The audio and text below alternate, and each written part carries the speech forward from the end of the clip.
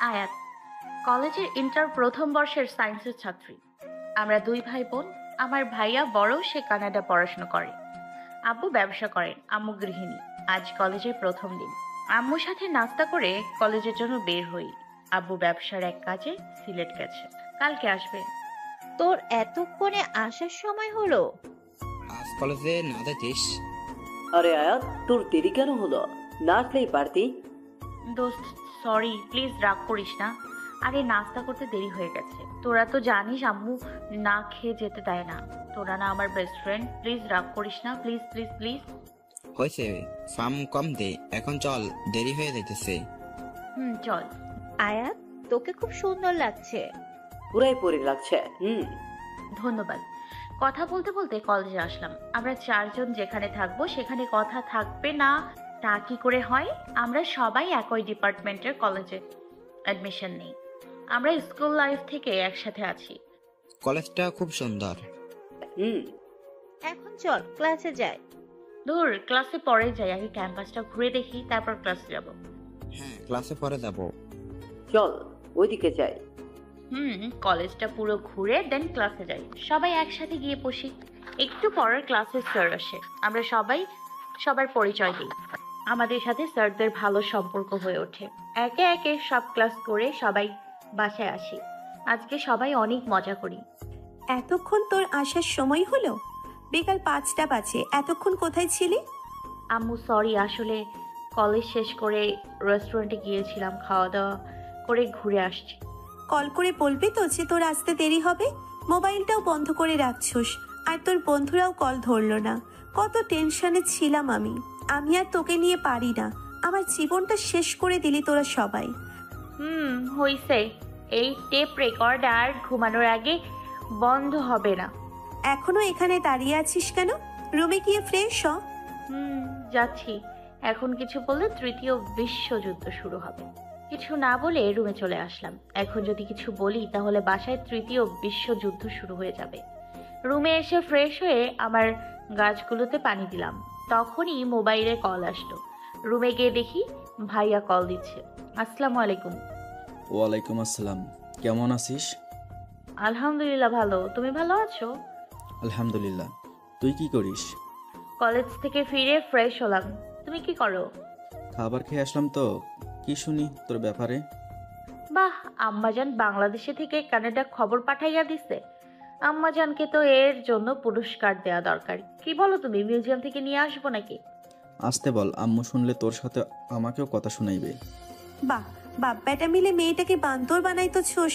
কই মেয়েটাকে কিছু বলবো না, সাথে তাল মিলাইতো ছোস।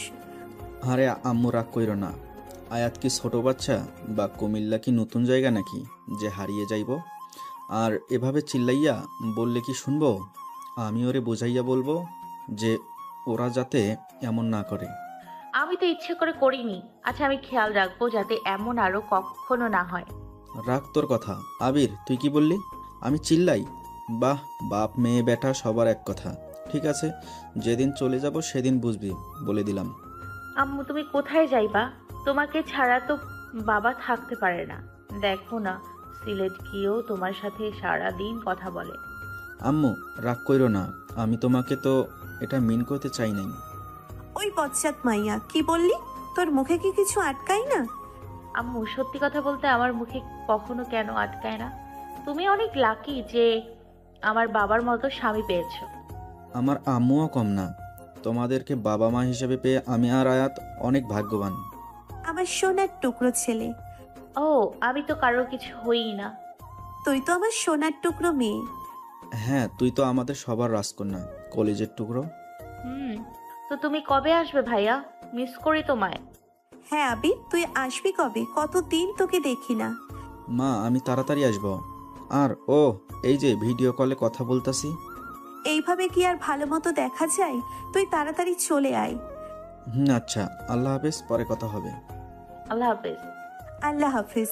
ঠিক মতো নিজের খেয়াল রাখিস। আয়াত, তুই নামাজ পড়তে বস। ওকে। চলে যাওয়ার পর নামাজ পড়ে পড়া শেষ করে ডিনার করে রুমে এসে ফেসবুকে যেতেই হঠাৎ মেসেজ আসলো। আইডির নাম কাব্য চৌধুরী দেয়া। আমার মনের গহীনের অন্তরালে শুধু তোমারই বসবাস। আপনি কে? কোনো রিপ্লাই নাই, মেসেজ অপশন বন্ধ করে দিছে। দূর, এই সব বাদ দিয়ে আমি রকি, শুভ ও তিথির সাথে আড্ডা দিয়ে ঘুমাইয়ে গেলাম। কারণ বেশি রাত জাগলে আমার মা জননী পুরো বাড়ি মাথায় উঠাইব। সকালে আজানের শব্দে ঘুম ভাঙলো। অজু করে নামাজ শেষ করে বারান্দায় গিয়ে ফুলের টবে পানি দিলাম ও পরিবেশটা উপভোগ করতে লাগলাম। সকালের এই পরিবেশটা খুব সুন্দর। নিরিবিলি ও পাখির কিচিরমিচিরের আওয়াজ মনের সব কষ্ট ক্লান্তি দূর করে। 1-1.5 ঘন্টা পরিবেশটা উপভোগ করে ডাইনিং রুমে গিয়ে দেখি বাবা বসে খবরের কাগজ পড়ছেন। বাবা, তুমি কখন আসছো? ভোরবেলায় আসছে। আমার মামুনের ঘুম কেমন হলো? ভালোই হয়েছে। তোমার প্রজেক্ট কেমন হলো? আল্লাহর রহমতে ভালোই হয়েছে। তো কলেজ আছে আজকে? হ্যাঁ আছে। চল নাস্তা করতে। আমি মা বাবার সাথে নাস্তা করে রেডি হয়ে কলেজের জন্য বের হই। শুভ, রকি, তিথি ও আমি কথা বলতে বলতে কলেজের গেট দিয়ে ঢুকতেই আমি এক ছেলের সাথে ধাক্কা খেলাম। এই মেয়ে, দেখে চলতে পারো না? সরি, আমি আপনাকে খেয়াল করি নাই। খেয়াল কই থাকে তোমার? আজব লোক তো আপনি। বললাম তো আমি দেখি নাই। পায়ের উপর পা দিয়ে ঝগড়া কেন করছেন? একে তো নিজের দোষ, তার উপর আমাকে বলছো আমি ঝগড়া করছি।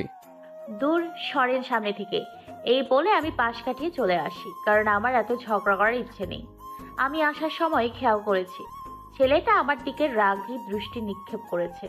কিছু বলতে যেও কিছু বলে নাই। ক্লাসে শুরু হলো। হঠাৎ ইকবাল স্যার এসে বলল, আয়াত, রকি, শুভ, তিথি, চল তোরা। জি স্যার। কেন স্যার? তোদের পরশুদিন নবীনবরণ। আমাদের কি কিছু করতে হবে? হ্যাঁ, তোরা 4 জন আর সেকেন্ড ইয়ারের কয়েকজন মিলে আয়োজন করবি। স্যার, শুনলাম এবার নাকি কোনো বিশেষ অতিথি আসবে। হ্যাঁ, এই কলেজের প্রতিষ্ঠাতার ছেলে ফিজিক্স টিচার হিসেবে আসবে কানাডা থেকে, তাই অনুষ্ঠান বড় করে হবে। তার মানে আমাদের নবীনবরণ আর ফিজিক্সের টিচারের জয়েনিং এর শুভেচ্ছা একদিনে? নীলাদ্র, ওরা তোদের সাহায্য করবে। আমি অডিটোরিয়ামে ঢুকে নীলাদ্রকে দেখে শকড, কারণ কলেজে ঢুকতে যেই ছেলের সাথে ঝগড়া, এটা ওই ছেলেটা। ও ঠিক আছে স্যার। কিরে, তুই কি ভাবছিস? ভিতরে যা। এই ছেলে তখন তো কত কিছু বললো, এখন কিছু বললো না। হয়তো নিজের ভুল বুঝছে। কি রে, এটা তো ওই ছেলেটা না? হ্যাঁ, তার মানে এ সিনিয়র। কি রে, তুই কিছু বলছিস না? চুপ থাক, বাদ দে। যদি কিছু করে? আমাদের আজ পর্যন্ত কেউ কিছু করতে পারছে। তুই এত ভয় পাইস না। তোরা কি কথা বলছো? এদিকে আয়। জি। নীলাদ্র, এটা তিথি, আয়াত, শুভ, রকি, ওরা সব বেস্ট ফ্রেন্ড। আর শুভ, তোরা শোন, নীলাদ্র, অভি, নাইম, মিম, শিমু, শিশির ওরা আগের বার আয়োজনে সাহায্য করেছে, এবার তোরা করবি। জি স্যার। তখন রিমি ম্যাম আসলো। রিমি ম্যাম তোদের সাথে থাকবে। ম্যাম তোদের বলবে কি কি করতে হবে। নীলাদ্র, আয়াত, তোমরা গিয়ে প্রতিটা ক্লাসে কে কিসে অংশ নিবে তার লিস্ট করো এবং বলবা মেয়েরা শাড়ি ও ছেলেরা পাঞ্জাবি পরে। ম্যাম, অন্য জামা পরলে কি হবে? তুমি কি ম্যামের কথা বুঝোনি? সবাই একরকম পড়লে সুন্দর লাগবে। তুমি এত কথা বলো কেন? যেটা বলেছে ওটা করো। আয়াত, সবাইকে বলবা সুন্দরভাবে যেন আসে। জি। এই ছেলে ভালো কি করে হবে? ফাজিল ছেলে। তোরে তো আমি জায়গা মতো বাস দিব। আমরা অডিটোরিয়াম থেকে একসাথে বের হয়ে আসি। আমি আর নীলাদ্র সব ক্লাসে যেয়ে ঘোষণার অনুষ্ঠানে যারা অংশ নেবে তাদের নামের লিস্টটা নিয়ে অডিটোরিয়ামে আসলাম। আমারও নীলাদ্রের মাঝে কোনো কথা হয় নাই। সব ক্লাসে বলা শেষ? নীলাদ্র গিয়ে তার বন্ধুদের সাথে কথা বলছে। কি রে, তুই নীলাদ্রি ভাইয়ের দিকে কি দেখছিস? ভাইয়া কি তোকে কিছু বলেছে? আমার সামনে দাঁড়িয়ে তো চোখ যাবেই। ওই ছেলে আবার কি বলবো? তুই এত ভয় পাস কেন? এ আর নতুন কি, এটা তো ভিতর ডিম। থাক, বাদ দে। আয়াত, তোমরা ওইখানে কি করছো? এখানে আসো। জি চল। এই মেয়ে এখানে এসে কি করবে? আমি এটা শুনে চলে যেতে নিলেই মিম আপু আমাকে টেনে নীলাদ্র ভাইয়ের সামনে নিয়ে বলল, তুই আয়াতের সাথে এভাবে কেন কথা বলছিস? ঝগড়াটে ছেলে। চুপ, বেয়াদব মেয়ে। এই মেয়ের জন্য আমার মোবাইলটা ভেঙেছে, আবার বড় বড় কথা। কি? কখন আপনার মোবাইল ভাঙলাম? এত তাড়াতাড়ি ভুলে গেলে? তখন ধাক্কা দিয়ে আমার ফোনটা ভেঙেছো। ও, আমি দেখি নাই। চোখ কি মাথায় নিয়ে ঘুরো? আপনার চোখ কই থাকে? আমার তো একার দোষ না। তোমার না, সব দোষ তো আমার। এই তোরা চুপ থাক। নীলাদ্র, বাদ দে, যা হইছে। ওর শাস্তি দিয়ে তবেই শান্তি পাবো। আপনার কথা শুনতে বয়ে গেছে। না হলে আমাকে ধাক্কা দেয়া প্লাস আমার মোবাইল নষ্ট করার জন্য তোমার সাথে কি করি, জাস্ট ওয়েট অ্যান্ড সি। মেনে নে দোস্ত, ঝামেলা করার কি দরকার? রাইট তিথি, আমার সাথে তোমরা পুচকেরা পারবে না। বাদ দে না। তোরা কথা বলবি না, একদম চুপ। মেনে নে। হে, একদিনে ঝামেলা শেষ। ওকে কি শাস্তি বলুন? বেশি না, কলেজের মাঠটা তোমার একা পরিষ্কার করতে হবে। কি? কখনোই না। কি বলছো? ও একা কিভাবে পুরো মাঠ পরিষ্কার করবে? অন্য কিছু করতে দে। না, তোরা ভালো মতো জানিস আমার এত কথা পছন্দ না। তিথি, রকি, ভাইয়া প্লিজ অন্য কিছু করতে দেন। না, ও যেভাবে মাঠে ধাক্কা দিয়ে ফেলেছে প্লাস আমার মোবাইলটা ভেঙেছে, এটাই ওর শাস্তি। কখনোই না, আমি এটা করব না। আমি মোবাইল কিনে দিব। দাম কত মোবাইলের? বেশি না, 1,50,000 টাকা। কি? জি হয়। এখন টাকা দাও, নয়তো মাঠ পরিষ্কার করো। 2 দিন সময় দেন। না, এখন মানে এখন। এই, আমি আর কোনো এক্সকিউজ শুনবো না, যে কোনো একটা করো, আমার সময়ের দাম আছে। কিছু বলতে যাব তখন এখন এত টাকা এমিলির কাছে চাইবো কি করে? মাঠ পরিষ্কার করে নে। আর কোনো উপায় নেই, প্লিজ করে নে। মাঠে বেশি ময়লা নেই। ময়লাটা সমস্যা না, আমার সম্মান থাকবে না, সবাই হাসবে আমায় নিয়ে। তখন নীলাদ্রর বন্ধুরা এসে বলল, কেউ হাসবে না, আমাদের উপর কেউ কথা বলবে না। নীলাদ্র এমন করতো না। মোবাইলটা ওর মায়ের দেওয়া, তাই তোমার উপর প্রচুর রেগে গেছে। ওর প্রচুর রাগ, তাই মেনে নাও। ও ওই কলেজের পিপি, আর ওকে সব স্টুডেন্টরা ভয় পায়। কেউ কিছু বলবে না। নীলাদ্র আমাদের কথাও শুনবে না, তাই মেনে নাও। মেনে নে প্লিজ। আমরা যদি টাকার কথা বাসায় বলি, আঙ্কেল কলেজে আসবে। ঝামেলা করার দরকার নেই, মেনে নে, এখানেই ঝামেলা শেষ হবে। থাক, আর কিছু বলতে হবে না, আমি রাজি। থাক, আর কিছু বলতে হবে না, আমি রাজি। আমি নীলাদ্রর কাছে গিয়ে বললাম আমি রাজি। নীলাদ্র আমার কথা শুনে একটা মুচকি হাসি দিয়ে বলল চল। আমরা সবাই নীলাদ্রর পিছন পিছন হাঁটতে শুরু করলাম। নীলাদ্র মাঠে গিয়ে বলল, যাও শুরু করো। হুম। মাঠে কোনো ময়লা যাতে না থাকে ভালো মতো পরিষ্কার করো। না, শুধু মাঠ কেন, তোকে এই দুনিয়ার থেকে পরিষ্কার করে দিতাম। আমি গিয়ে মাঠের কাগজ ও প্যাকেটগুলো মাঠ থেকে ওঠাতে শুরু করি। মাঠে একটা মানুষও নেই, সবাই ক্লাসরুমে, অল্প কিছু মানুষ আছে। নীলাদ্র, আমার বন্ধু ও নীলাদ্র বন্ধু সবাই বকুল গাছের নিচে বসে আমাকে দেখছে। নীলাদ্র আমাকে দেখে হাসছে, আর কিছু স্টুডেন্টস আমাকে দেখে হাসছে, কেউ কেউ মজাও নিচ্ছে। আমার বন্ধু নীলাদ্র এর বন্ধুরা কিছু ওদের বলতে গেলে নীলাদ্র ওদের আটকাচ্ছে। আমি প্রায় 2 ঘন্টা পর মাঠ পরিষ্কার করে নীলাদ্রদের কাছে গেলাম। তখন আমার সাথে কখনো লাগতে এসো না, তবে এর থেকেও খারাপ অবস্থা হবে। আহ নীলাদ্র, বাদ দে তো। ও তোর কথা মতো করছে, তো এইসব বাদ দে। আমি আগেই বলে দিলাম।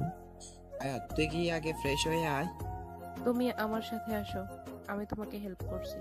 আর তোরা অডিটোরিয়ামে যা। আমি ফ্রেশ হয়ে অডিটোরিয়ামে গেলাম। সবাই মিলে কি কি লাগবে আর কে কি করবে সব ঠিক করে রাস্তায় তিথিদের সাথে কথা বলতে বলতে আসলাম বাসায়। কি রে, কলেজে কেমন কাটলো? ভালো। মন খারাপ নাকি? হাসি দিয়ে বললাম, আরে নবীন বরণ কলেজে নতুন শিক্ষকের জন্য অনেক বড় অনুষ্ঠানের দায়িত্ব আমাদের গ্রুপ ও সিনিয়র কয়েকজনের উপর, তাই অনেক কাজ করছি, তাই এমন লাগছে। বেশি খারাপ লাগছে নাকি? তাড়াতাড়ি গিয়ে গোসল করে আয়, আমি খাবার বাড়ছি। ওকে। আমি গোসল করে জোহরের নামাজ পড়ে খাবার খেয়ে ঘুম দিলাম। আয়াত ওঠ, আজান দিয়ে নামাজ পড়। উঠি। আমি ঘুম থেকে উঠে নামাজ পড়ে নাস্তা করে আম্মুর সাথে আড্ডা দিলাম। তারপর মাগরিবের নামাজ পড়তে বসলাম। আব্বু এসে ফ্রেশ হয়ে আমার সাথে দেখা করে গেল। পড়া শেষ করে নামাজ পড়ে ডিনার করে আব্বু আম্মুর সাথে আড্ডা দিয়ে রুমে এসে লগ ইন করতেই দেখি মেসেজ। তুমি আমার সেই উপন্যাস, যার কোনো শেষ পাতা নেই। মেসেজ অপশন নাই। বুঝি না, কথা বললে ডিরেক্ট, কথা না বলে মেসেজ দিয়ে ব্লক। আজও পাবলিক। কতক্ষণ অনলাইনে থেকে দেন ইউটিউবে মুভি দেখে ঘুমিয়ে গেলাম। ভোরে ফজরের নামাজ পড়ে কোরআন শরীফ তেলাওয়াত করে চা নিয়ে কিছু সময় প্রকৃতি উপভোগ করে আম্মুর সাথে নাস্তা বানাতে হেল্প করে রেডি হয়ে নাস্তা করতে বসলাম। আয়াত, তোকে কলেজের অনুষ্ঠানে সাহায্য করতে চাস? না চাইলে বল, আমি বলে দেব, যাতে তোকে এসব করতে না বলে। আম্মু আমি করব, তুমি টেনশন করো না। ওকে, কোনো সমস্যা হলে বলিস। নিচে কোনো পাকনামি করিস না। ওকে। নাস্তা শেষ করে কলেজের উদ্দেশ্যে বাসা থেকে বের হলাম। রাস্তার মোড়ে যেতেই তিথিকে দেখলাম। কিরে তুই একা? রবি, শুভ কোথায়? ওরা আসছে। ও, তোর কি মন খারাপ? সকালবেলা মন খারাপ হতে যাবে কেন? কাল যে থাম, যা হয়েছে হয়েছে। এটা নিয়ে রাগ কইরা মন খারাপ কইরা থাকার মতো মেয়ে না আমি। সো যা হইছে হইছে, এসব বাদ দে। প্যারা নাই, চিল। চল। চল। সবাই বাসায় কইছোস যে আজকে দেরি হবে বাসায় আসতে? মনে নেই। না, কেন? আরে পরশু নবীনবরণ তো, আজকে সবকিছু করার সময় লাগবে। কল করে বলে দিলেই হবে। কলেজে 2টা ক্লাস করে ছুটি দিয়ে দিল। আমি গিটার বাজাচ্ছি, তখন নীলাদ্র অডিটোরিয়ামে ঢুকলো। তুমি এখানে, বাকি সবাই কোথায়? অভি ভাইয়া, মিমাপু, শুভ ওরা ডেকোরেশনের জিনিসপত্র আনতে গেল। শিশির ভাইয়া ও রকি মাইকের লাইন ঠিক আছে কিনা দেখতে। শিমু আপু ও তিথি ফুলের অর্ডার দিতে। তুমি গেলে না কেন? এমনি। গিটার কি এভাবে বাজায় নাকি? আমি বাজাতে পারি নাই, বাজানোর চেষ্টা করছি। আমাকে গিটারটা দাও, কিভাবে বাজাতে হয় আমি দেখাচ্ছি। আপনি এত ভালো করে কথা বলছেন হঠাৎ? তোমার সাথে আমার কোনো ঝামেলা নেই, শুধু মোবাইলটা আমার প্রিয় ছিল। আমি তো সরি বলছি, মানে যে প্রিয় ছিল, কিন্তু আমি তো ইচ্ছা করে করি নাই। মোবাইল পড়ে যাওয়ার পর তুমি মোবাইলটার উপর পা দিয়ে রেখেছিলে, তা দেখে আমি প্রচুর রেগে যাই। তারপরও আমাকে কিছু বলতেও দিলে না। ও সরি, আমি দেখি নাই। কিছু নিয়ে রাগ করলে তা না করা পর্যন্ত আমার রাগ কন্ট্রোল করতে পারি না। ও, তোরা একসাথে কথা বলছিস কিভাবে? কালকেও তো ঝগড়া করছিলি। তাই বলে সব সময় ঝগড়া করব নাকি? ভালোই। সবাই অডিটোরিয়াম চলে এসছে, সবাই হাসছে আমাদের দেখে। তোরা হাসি থামিয়ে ডেকোরেশনের কাজ শুরু কর। আমি ডেকোরেশনের লোকজনদের পুরো কলেজে গেট সাজাতে বলে দিয়েছি। আমরা তো অডিটোরিয়ামটা সাজাবো। শুরু কর। তিথি, শুভ ও রকি আমাকে একপাশে নিয়ে। তুই তো রিভেঞ্জ নিবি বলে, তাহলে? কিরে, কেমনে কি? আরে আমি ভাবছিলাম, কিন্তু মোবাইল পড়ে যাওয়ার পর আমি মোবাইলটার ওপর পা দিয়ে রাখছি, তো দোষ যেখানে আমার, তাই। ও আচ্ছা, চল কাজ করি। অভি, কাল তোরা কলেজে আসার সময় ফুল নিয়ে আইস। হ্যাঁ, আমাদের তো আনতেই হবে। তোদের রেডি হতে হতে অনুষ্ঠান যেন অর্ধেক শেষ না হয়। বলতেই সবাই হাসা শুরু করলো। আমরা না সাজে তোরা ছেলেরা সাজবি নাকি? না, আমাদের আটা ময়দা দেওয়ার কোনো ইচ্ছে নেই। এমনিতেই যে আটা ময়দা আমরা সাজলে তো আটা ময়দা আর পাওয়াই যাবে না। আপুরা, কাল আপনারা তাড়াতাড়ি আসেন। অনুষ্ঠানের শেষে এত সেজে আসলে কেউ দেখবে না, তখন সাজটাই বৃথা। তোদের কেউ দেখতে বলেছে? আমরা নিজেদের জন্য সাজি, অন্যকে দেখানোর জন্য না। আচ্ছা বাদ দাও, ডেকোরেশনটা তো করতে হবে। তোদের পরে দেখে নেব। ডেকোরেশনের সব কাজ কমপ্লিট করে বাসায় গিয়ে ফ্রেশ হয়ে নামাজ পড়ে খাবার খেয়ে আম্মুর সাথে আড্ডা দিয়ে সন্ধ্যায় আমি, আম্মু, আব্বুর অফিসে গেলাম। আব্বু চলো আমরা শপিং এ যাব। তোমরা যাও, আমি তোমাদের সাথে কি করতে যাব? শপিং ব্যাগ নিতে আর বিল পে করতে। আব্বু চলো প্লিজ। ওকে চল। আমরা শপিং করে রাতে ডিনার করে বাসায় আসি। নামাজ পড়ে আমি, তিথি, শুভ ও রকি গ্রুপ কলে কথা বলে আড্ডা দিয়ে ঘুমাই গেলাম। ফজরের আজানের ধ্বনি কানে আসতেই ঘুমটা ভেঙে গেছে। ঘুম থেকে উঠে ফ্রেশ হয়ে ওযু করে এসে নামাজ পড়লাম। নামাজ পড়ে কোরআন শরীফ তেলাওয়াত করে রান্নাঘরে গিয়ে কফি বানিয়ে আমার রুমের বারান্দায় এসে দাঁড়ালাম। সকালের ঠান্ডা বাতাস, সূর্য উদয়, পাখির কিচিমিচির শব্দের সাথে কফি খেতে ভালোই লাগে। মনটা সারাদিন হাসি খুশি ও ফুরফুরে মেজাজে থাকে। প্রকৃতির এই অপূর্ব দৃশ্যে ডুবে থাকতেই মন চায়। কিছুটা সময় পর আমার ফুলের কাছে পাড়ি দিলাম। রুমে গিয়ে বিছানা গুছিয়ে গোসল করে নিচে গেলাম। গুড মর্নিং মামুনি। গুড মর্নিং আব্বু। রেডি হলে না? আজ তো নবীবরণ। খেয়ে রেডি হব। আই নাস্তা করতে। আমরা নাস্তা করে আমি রুমে এসে মিষ্টি কালারের শাড়ি হিজাব বেঁধে হালকা লিপস্টিক, চোখে কাজল, হাতে মিষ্টি কালারের চুড়ি, হাতে একটা সাইড ব্যাগ, ব্যাস আমি রেডি হতেই তিথির কল। তুই কি রেডি? তাড়াতাড়ি আয়, আমাকে তো রেডি হতে হবে, দেরি হয়ে যাবে। আমি রেডি না হয়ে আসবো নাকি? রেডি হয়েছি, এখন আসতে সময় লাগবো তো। আয় তুই ফার্স্ট। আসি। আমি সিঁড়ি দিয়ে নেমে, আম্মু আমি যাই।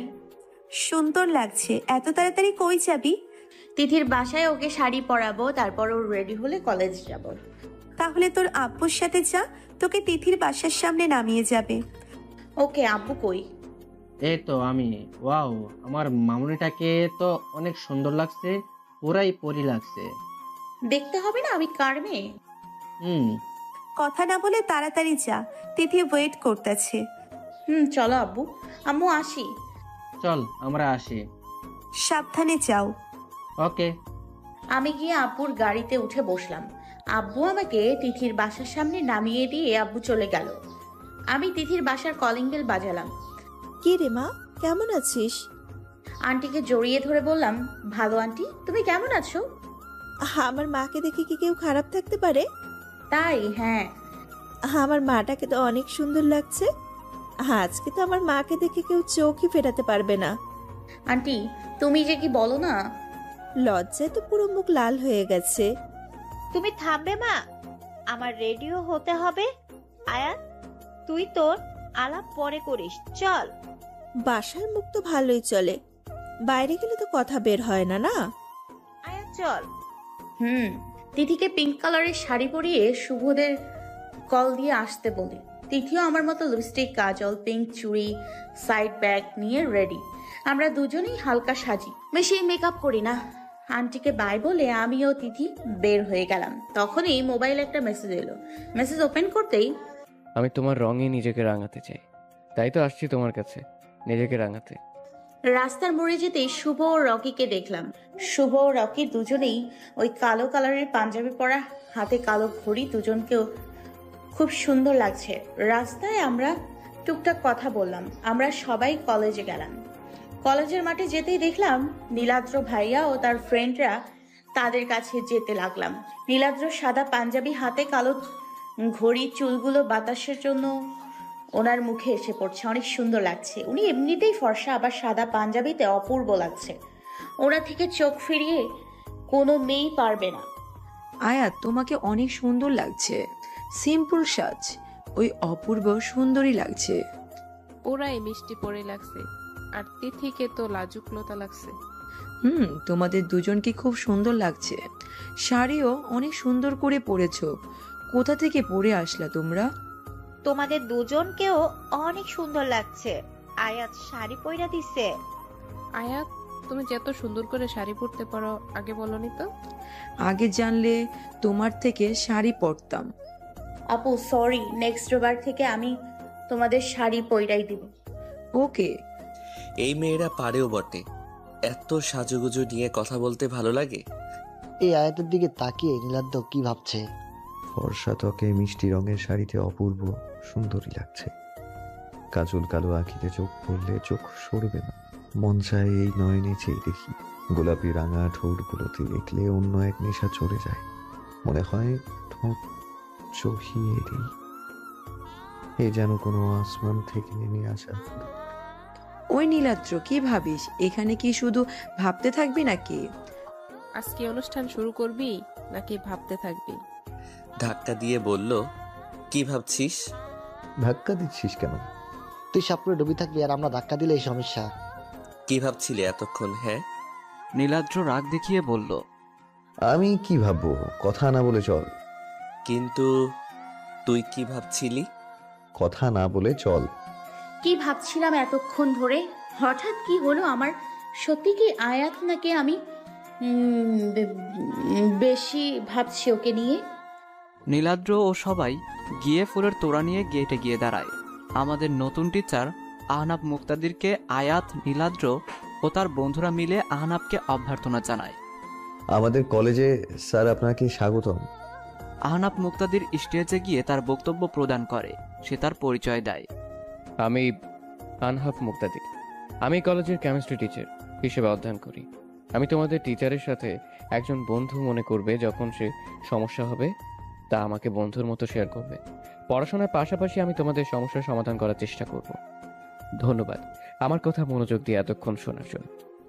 আনহাফ মুক্তাদিরের বক্তব্য শুনে সবাই মুগ্ধ, সবাই করতালি দিতে থাকে। স্টেজে এরপর এক এক করে সবাই সবার পারফরমেন্স দেয়। তখন সকল ছাত্রছাত্রী চিল্লাতে থাকে যে নীলাদ্র চৌধুরী গান শুনতে চায়। নীলাদ্র স্টেজে হাতে গিটার নিয়ে সুরের ঝংকার তুলল। সেই সুরে পরিবেশটা মুখরিত হয়ে ওঠে। নীলাদ্র গান গাইতে শুরু করলো। দূরে দূরে কেন থাকো, পাশে এসে হাতটি ধরো, চোখে চোখ রেখে বলো ভালোবাসো। ক্লাসের ফাঁকে তোমায় দেখেই প্রথম প্রেমে পড়া, তোমায় দেখে ভালো লাগা, তোমায় ঘিরে সব চাওয়া। তুমি দূর থেকে কেন হাসো, আড়াল থেকে আমায় কেন কাছে ডাকো।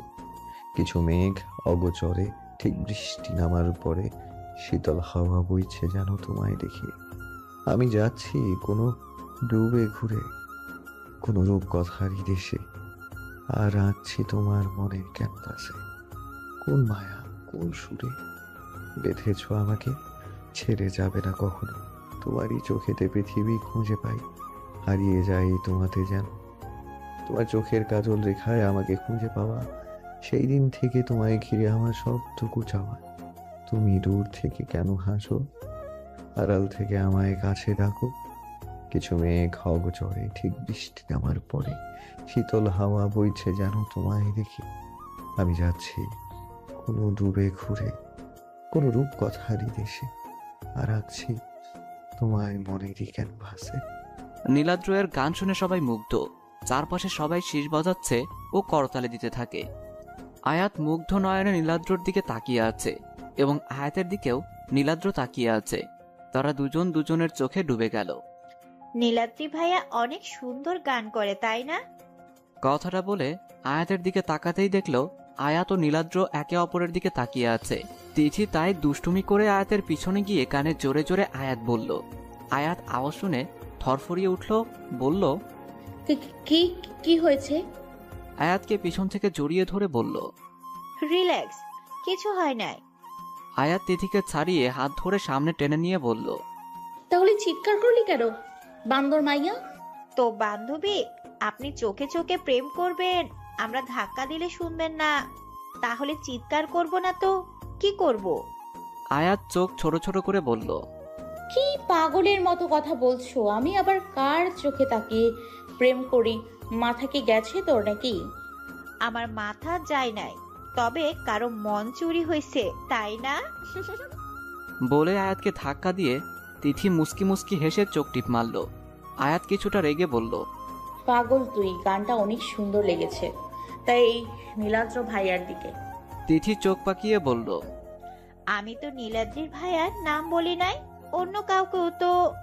তিথিকে সম্পূর্ণ বলতে না দিয়ে আয়াত হেসে বলল, আমি নীলাদ্র ভাইয়া ছাড়া কারোর দিকে তাকাই নাই। তিথি আয়াতের গাল টেনে বলল, সবার আগে এমন? ওই বলে তুই নিজের অজান্তে নীলাদ্রি ভাইয়ার প্রেমে পড়ছস। আয়াত তিথির হাত ছাড়িয়ে বলল, জি না, তুই একটু বেশি বুঝিস। তিথি মুস্কি হেসে বলল, দেখা যাবে কে বেশি বুঝে। আয়াত তিথিকে ভেঞ্চি দিয়ে বলল, দেখিস তুই। তখন ওই অভি বলল, কি দেখা যাবে? তিথিকে আয়াত কিছু বলতে না দিয়ে বলল, কিছু না, এখানে আপনি। অভি হেসে বলল, নবীনদের ফুল দিয়ে বরণ করতে হবে না। আয়াত সামনে তাকিয়ে দেখল সবাইকে নীলাদ্র, অভি, শিশির, নাইম ভাইয়া ফুল দিচ্ছে। নীলাদ্র ও অভি ওদের সামনে ফুল দিয়ে ওদের সামনে গিয়ে দাঁড়ায়। তিথি সাথে কথা বলতে বলতে খেয়ালই করে নাই নীলাদ্র কখন স্টেজ থেকে নেমে ফুল দিচ্ছে। অভি আয়াতকে লাল গোলাপ দিতে যাবে, তখন তিথি বলল, আয়াতের সাদা গোলাপ পছন্দ। নীলাদ্রি ভাইয়া, আপনি আয়াতকে সাদা গোলাপ দেন, আর আমি লাল গোলাপটা নেই। অভি মুস্কি হেসে তিথিকে 3টা গোলাপ দিল। তিথিও মুস্কি হেসে গোলাপগুলো নিল। নীলাদ্র আয়াতকে 2টা সাদা গোলাপের মাঝে হালকা পিঙ্ক কালারের গোলাপ দিল। আয়াত মুস্কি হেসে গোলাপ নিয়ে বলল, থ্যাঙ্কস। নীলাদ্র চলে যেতে যেতে মুস্কি হেসে বলল, ওয়েলকাম। তারপর কলেজে আয়াত, তিথি, রবি, শুভ, নীলাদ্র, অভি, মিম, শিমু, শিশির, নাইম সবাই মিলে কয়েকটা গ্রুপ পিক তুলল। সবাই সিঙ্গেল পিক তুলল, মেয়েরা ও ছেলেরা আলাদা কিছু গ্রুপ পিক তুলল। তারপর সবাই সবার আইডিতে অ্যাড হলো এবং অভি সবাইকে নিয়ে মেসেঞ্জার গ্রুপ খুলল। সবাই মিলে কলেজ থেকে বের হয়ে যার যার বাসায় চলে গেল। আয়াত বাসার কলিং বেল বাজাতেই রুবিনা বেগম, আয়াতের আম্মু, দরজা খুলে দিয়ে বলল, কেমন গেল অনুষ্ঠান? আয়াত মুস্কি হেসে বলল, ভালো খাবার খেয়েছো? রুবিনা বেগম বলল, না, তুই গিয়ে ফ্রেশ হয়ে আয়, একসাথে খাবো, আমি খাবার নিচ্ছি। আয়াত আচ্ছা বলে রুমে গিয়ে শাড়ি ও গহনা খুলে গোসল সেরে নামাজ পড়ে নিচে গেল। আয়াতকে টিভি ছাড়তে দেখে রুবিনা বেগম রেগে বলল, টিভি দেখতে দেখতে না খেলে কি ভাত হজম হবে না নাকি? আয়াত মুখ কুঁচকে সোফায় বসতে বসতে বলল, আম্মু, ক্রাইম পেট্রোল দেখবো এক সময়, ওই তো দেখ। রুবিনা বেগম সোফায় বসে খাইয়ে দিতে দিতে বলল, তাই তো, না দেখলে তো জীবন চলবে না। আয়াত খেতে খেতে বলল, তারপর রুবিনা বেগম আয়াতকে খাইয়ে আয়াতের মাথায় কিছু সময় বিলি দিয়ে বলল, তাড়াতাড়ি দেখে গিয়ে ঘুমা। বলে উপরে উনি ঘুমাতে চলে গেল। তার যেতেই আয়াতের মোবাইলে মেসেজ আসলো। আয়াত মেসেজ চেক করতেই দেখল কাব্য চৌধুরী আইডি থেকে মেসেজ, তুমি আমার সেই মনের মানুষ যাকে দেখলেই আপনা আপনি মুখে হাসি চলে আসে। আয়াত মেসেজটা দেখে রিপ্লাই করল, আপনি কে? নিজে মেসেজ দেন, আমি মেসেজ দিলে রিপ্লাই করে না কেন? মেসেজের রিপ্লাই নাই। কাব্য চৌধুরী আইডিতে ঢুকতেই দেখল কোনো পিক নাই, কোনো পোস্ট নেই। আয়াত আর কিছু না ভেবে টিভিতে মন দিল। কিছুক্ষণ পর আসরের আজান শুনে টিভি বন্ধ করে নামাজ পড়ে। বারান্দার কাছে পানি দিয়ে ছাদ থেকে কাপড় এনে দেখল রুবিনা বেগম কিচেনে পকোড়া বানাচ্ছে। আয়াত গিয়ে সাহায্য করলো। তারপর রুবিনা বেগম ও আয়াত মিলে পকোড়া খেয়ে কিছুক্ষণ বাইরে হাঁটতে বের হলো। মাগরিবের সময় বাসায় ফিরে নামাজ পড়ে। আয়াত নিচে আসতেই দেখল আকরাম সাহেব বাসায় ফিরছে। আকরাম সাহেব আয়াতকে দেখে বলল, মামুনি, কেমন কাটলো আজ? আয়াত বাবাকে জড়িয়ে ধরে বলল, ভালো। তোমার? আকরাম সাহেব মেয়েকে জড়িয়ে নিয়ে বলল, ভালো। আয়াত আকরাম সাহেবকে ছেড়ে বলল, তুমি ফ্রেশ হয়ে আসো। আকরাম সাহেব ফ্রেশ হতে গেল। আয়াত সবার জন্য চা আর আলু পরোটা বানালো। আকরাম সাহেব, রুবিনা বেগম ও আয়াত মিলে চা আর পরোটা খেতে খেতে আবিরের সাথে কথা বলতে থাকে। তারপর আয়াত রুমে এসে পড়তে বসে।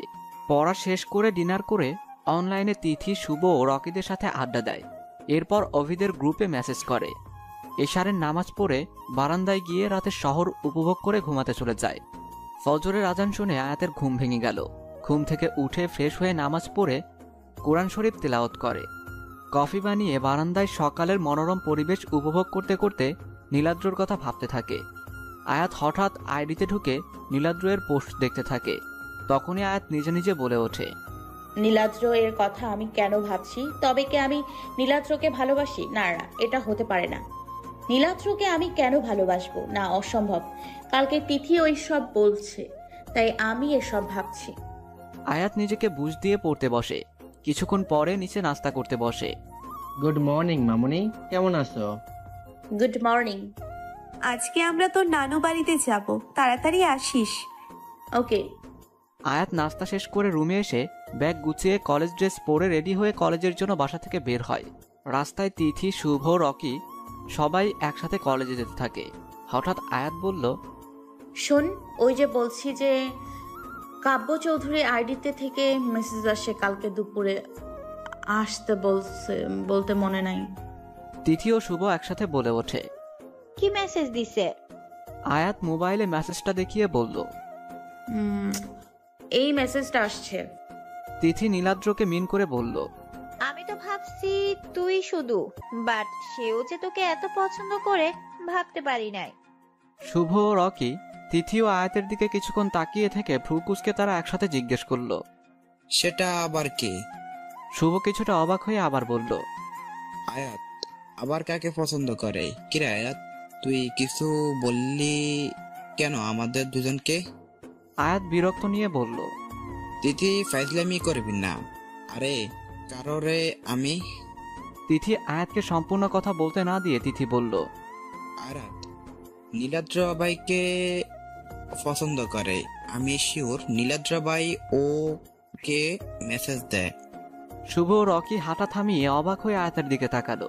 রকি ভ্রু কুঁচকে বলল, কি কবে থেকে? কিরে বললি না আমাদের আর কাহিনী এতদূর ভালোই চলে। ফালতু কথা বলবি না, নীলাদ্রের সাথে আমার কোনো কিছু নেই।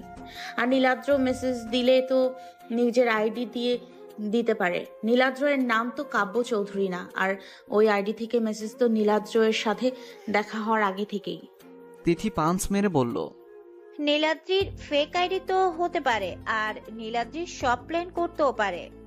শুভ তিথিকে বলল, ফাও কথা বলিস না, নীলাদ্র অন্য কেউ।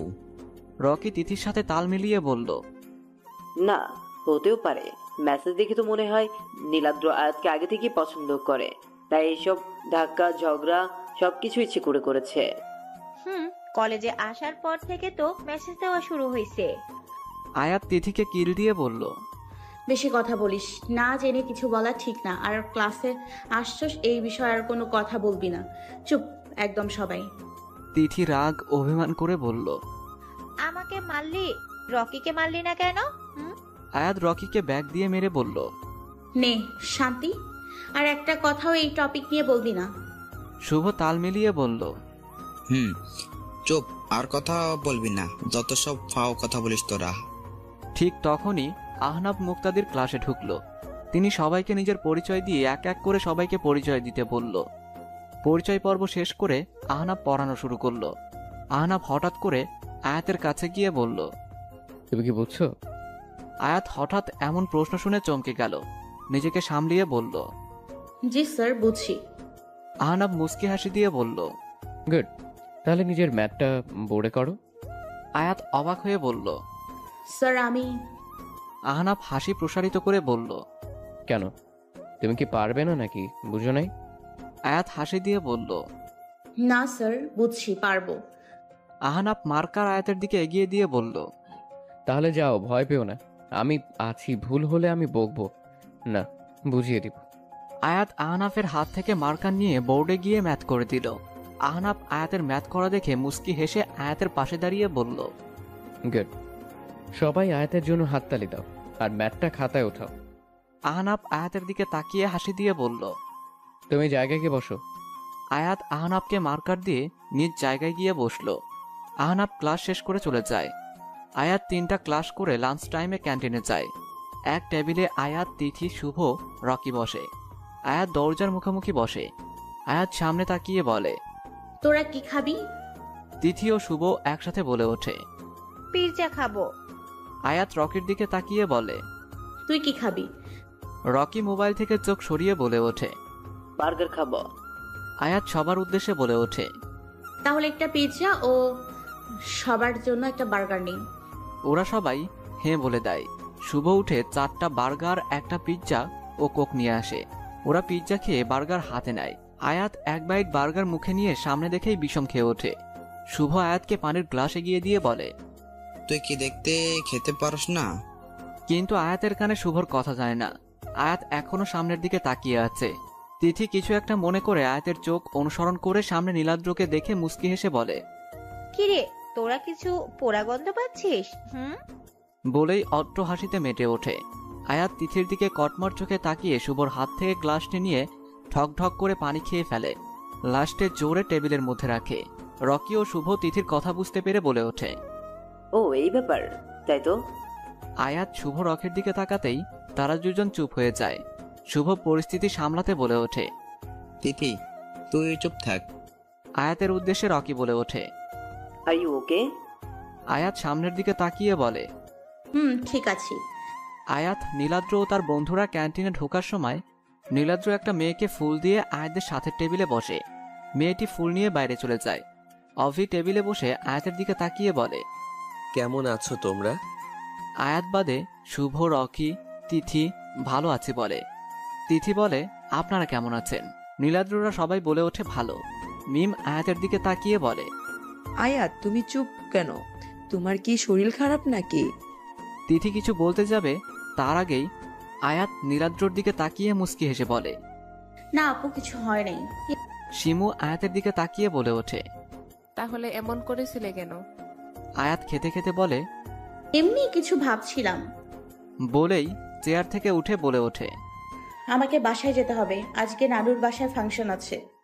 রকি আয়াতের দিকে তাকিয়ে অবাক চোখে বলে, আমাদের আগে বললি না? আয়াত ব্যাগ কাঁধে নিয়ে কোক খেয়ে টাকা দিয়ে বলে, বলমু ভাবছিলাম, পরে মনে হচ্ছিল না। আসি আমি। আপু, তোমাদের সাথে কথা হবে, কিছু মনে করো না। আমাকে যেতে হবে বলেই তাড়াতাড়ি চলে যায় আয়াত। অভি আয়াতের দিকে তাকিয়ে মুচকি হেসে বলে, সাবধানে যাও। নীলাদ্র এতক্ষণ আয়াতের দিকে তাকিয়েছিল। নীলাদ্র আয়াতের দিকে কিছুক্ষণ তাকিয়ে থেকে খাবারের অর্ডার করে। আয়াতের সাথে সাথে শুভ, তিথি, রকি ক্লাসে চলে যায়। আয়াত ক্যান্টিন থেকে বেরিয়ে কলেজের গেটের সামনে যেয়ে রিকশার জন্য অপেক্ষা করতে থাকে। তখনই ওর সামনে একটা ব্ল্যাক গাড়ি এসে থামে। আনহাবকে গাড়ি থেকে নামতে দেখে আয়াত বলে, স্যার আপনি? আনহাব আয়াতের দিকে মুচকি হেসে বলে, হ্যাঁ আমি। তোমার কোনো সমস্যা না হলে আমি তোমাকে ড্রপ করে দেই। না স্যার, তার কোনো দরকার নেই, আমি রিক্সা করে চলে যেতে পারবো। এই দুপুরে তুমি রিক্সা পাবে না, আমি তোমাকে ড্রপ করে দিই। আয়াত কিছু একটা ভেবে আনহাফের গাড়িতে উঠে বসে। আনহাফ আয়াতের সিট বেল্ট বেঁধে দেয়। আনহাফ নীরবতা কাটিয়ে সামনের দিকে তাকিয়ে, তোমার কি মন খারাপ? আয়াত বাইরে থেকে দৃষ্টি সরিয়ে আনহাফের দিকে ঘাড় ঘুরিয়ে তাকায়। আনহাফের দিকে কিছুক্ষণ তাকিয়ে থেকে, না কিছু হয়নি। আনহাফ তখনই গাড়ির ব্রেক থামায়।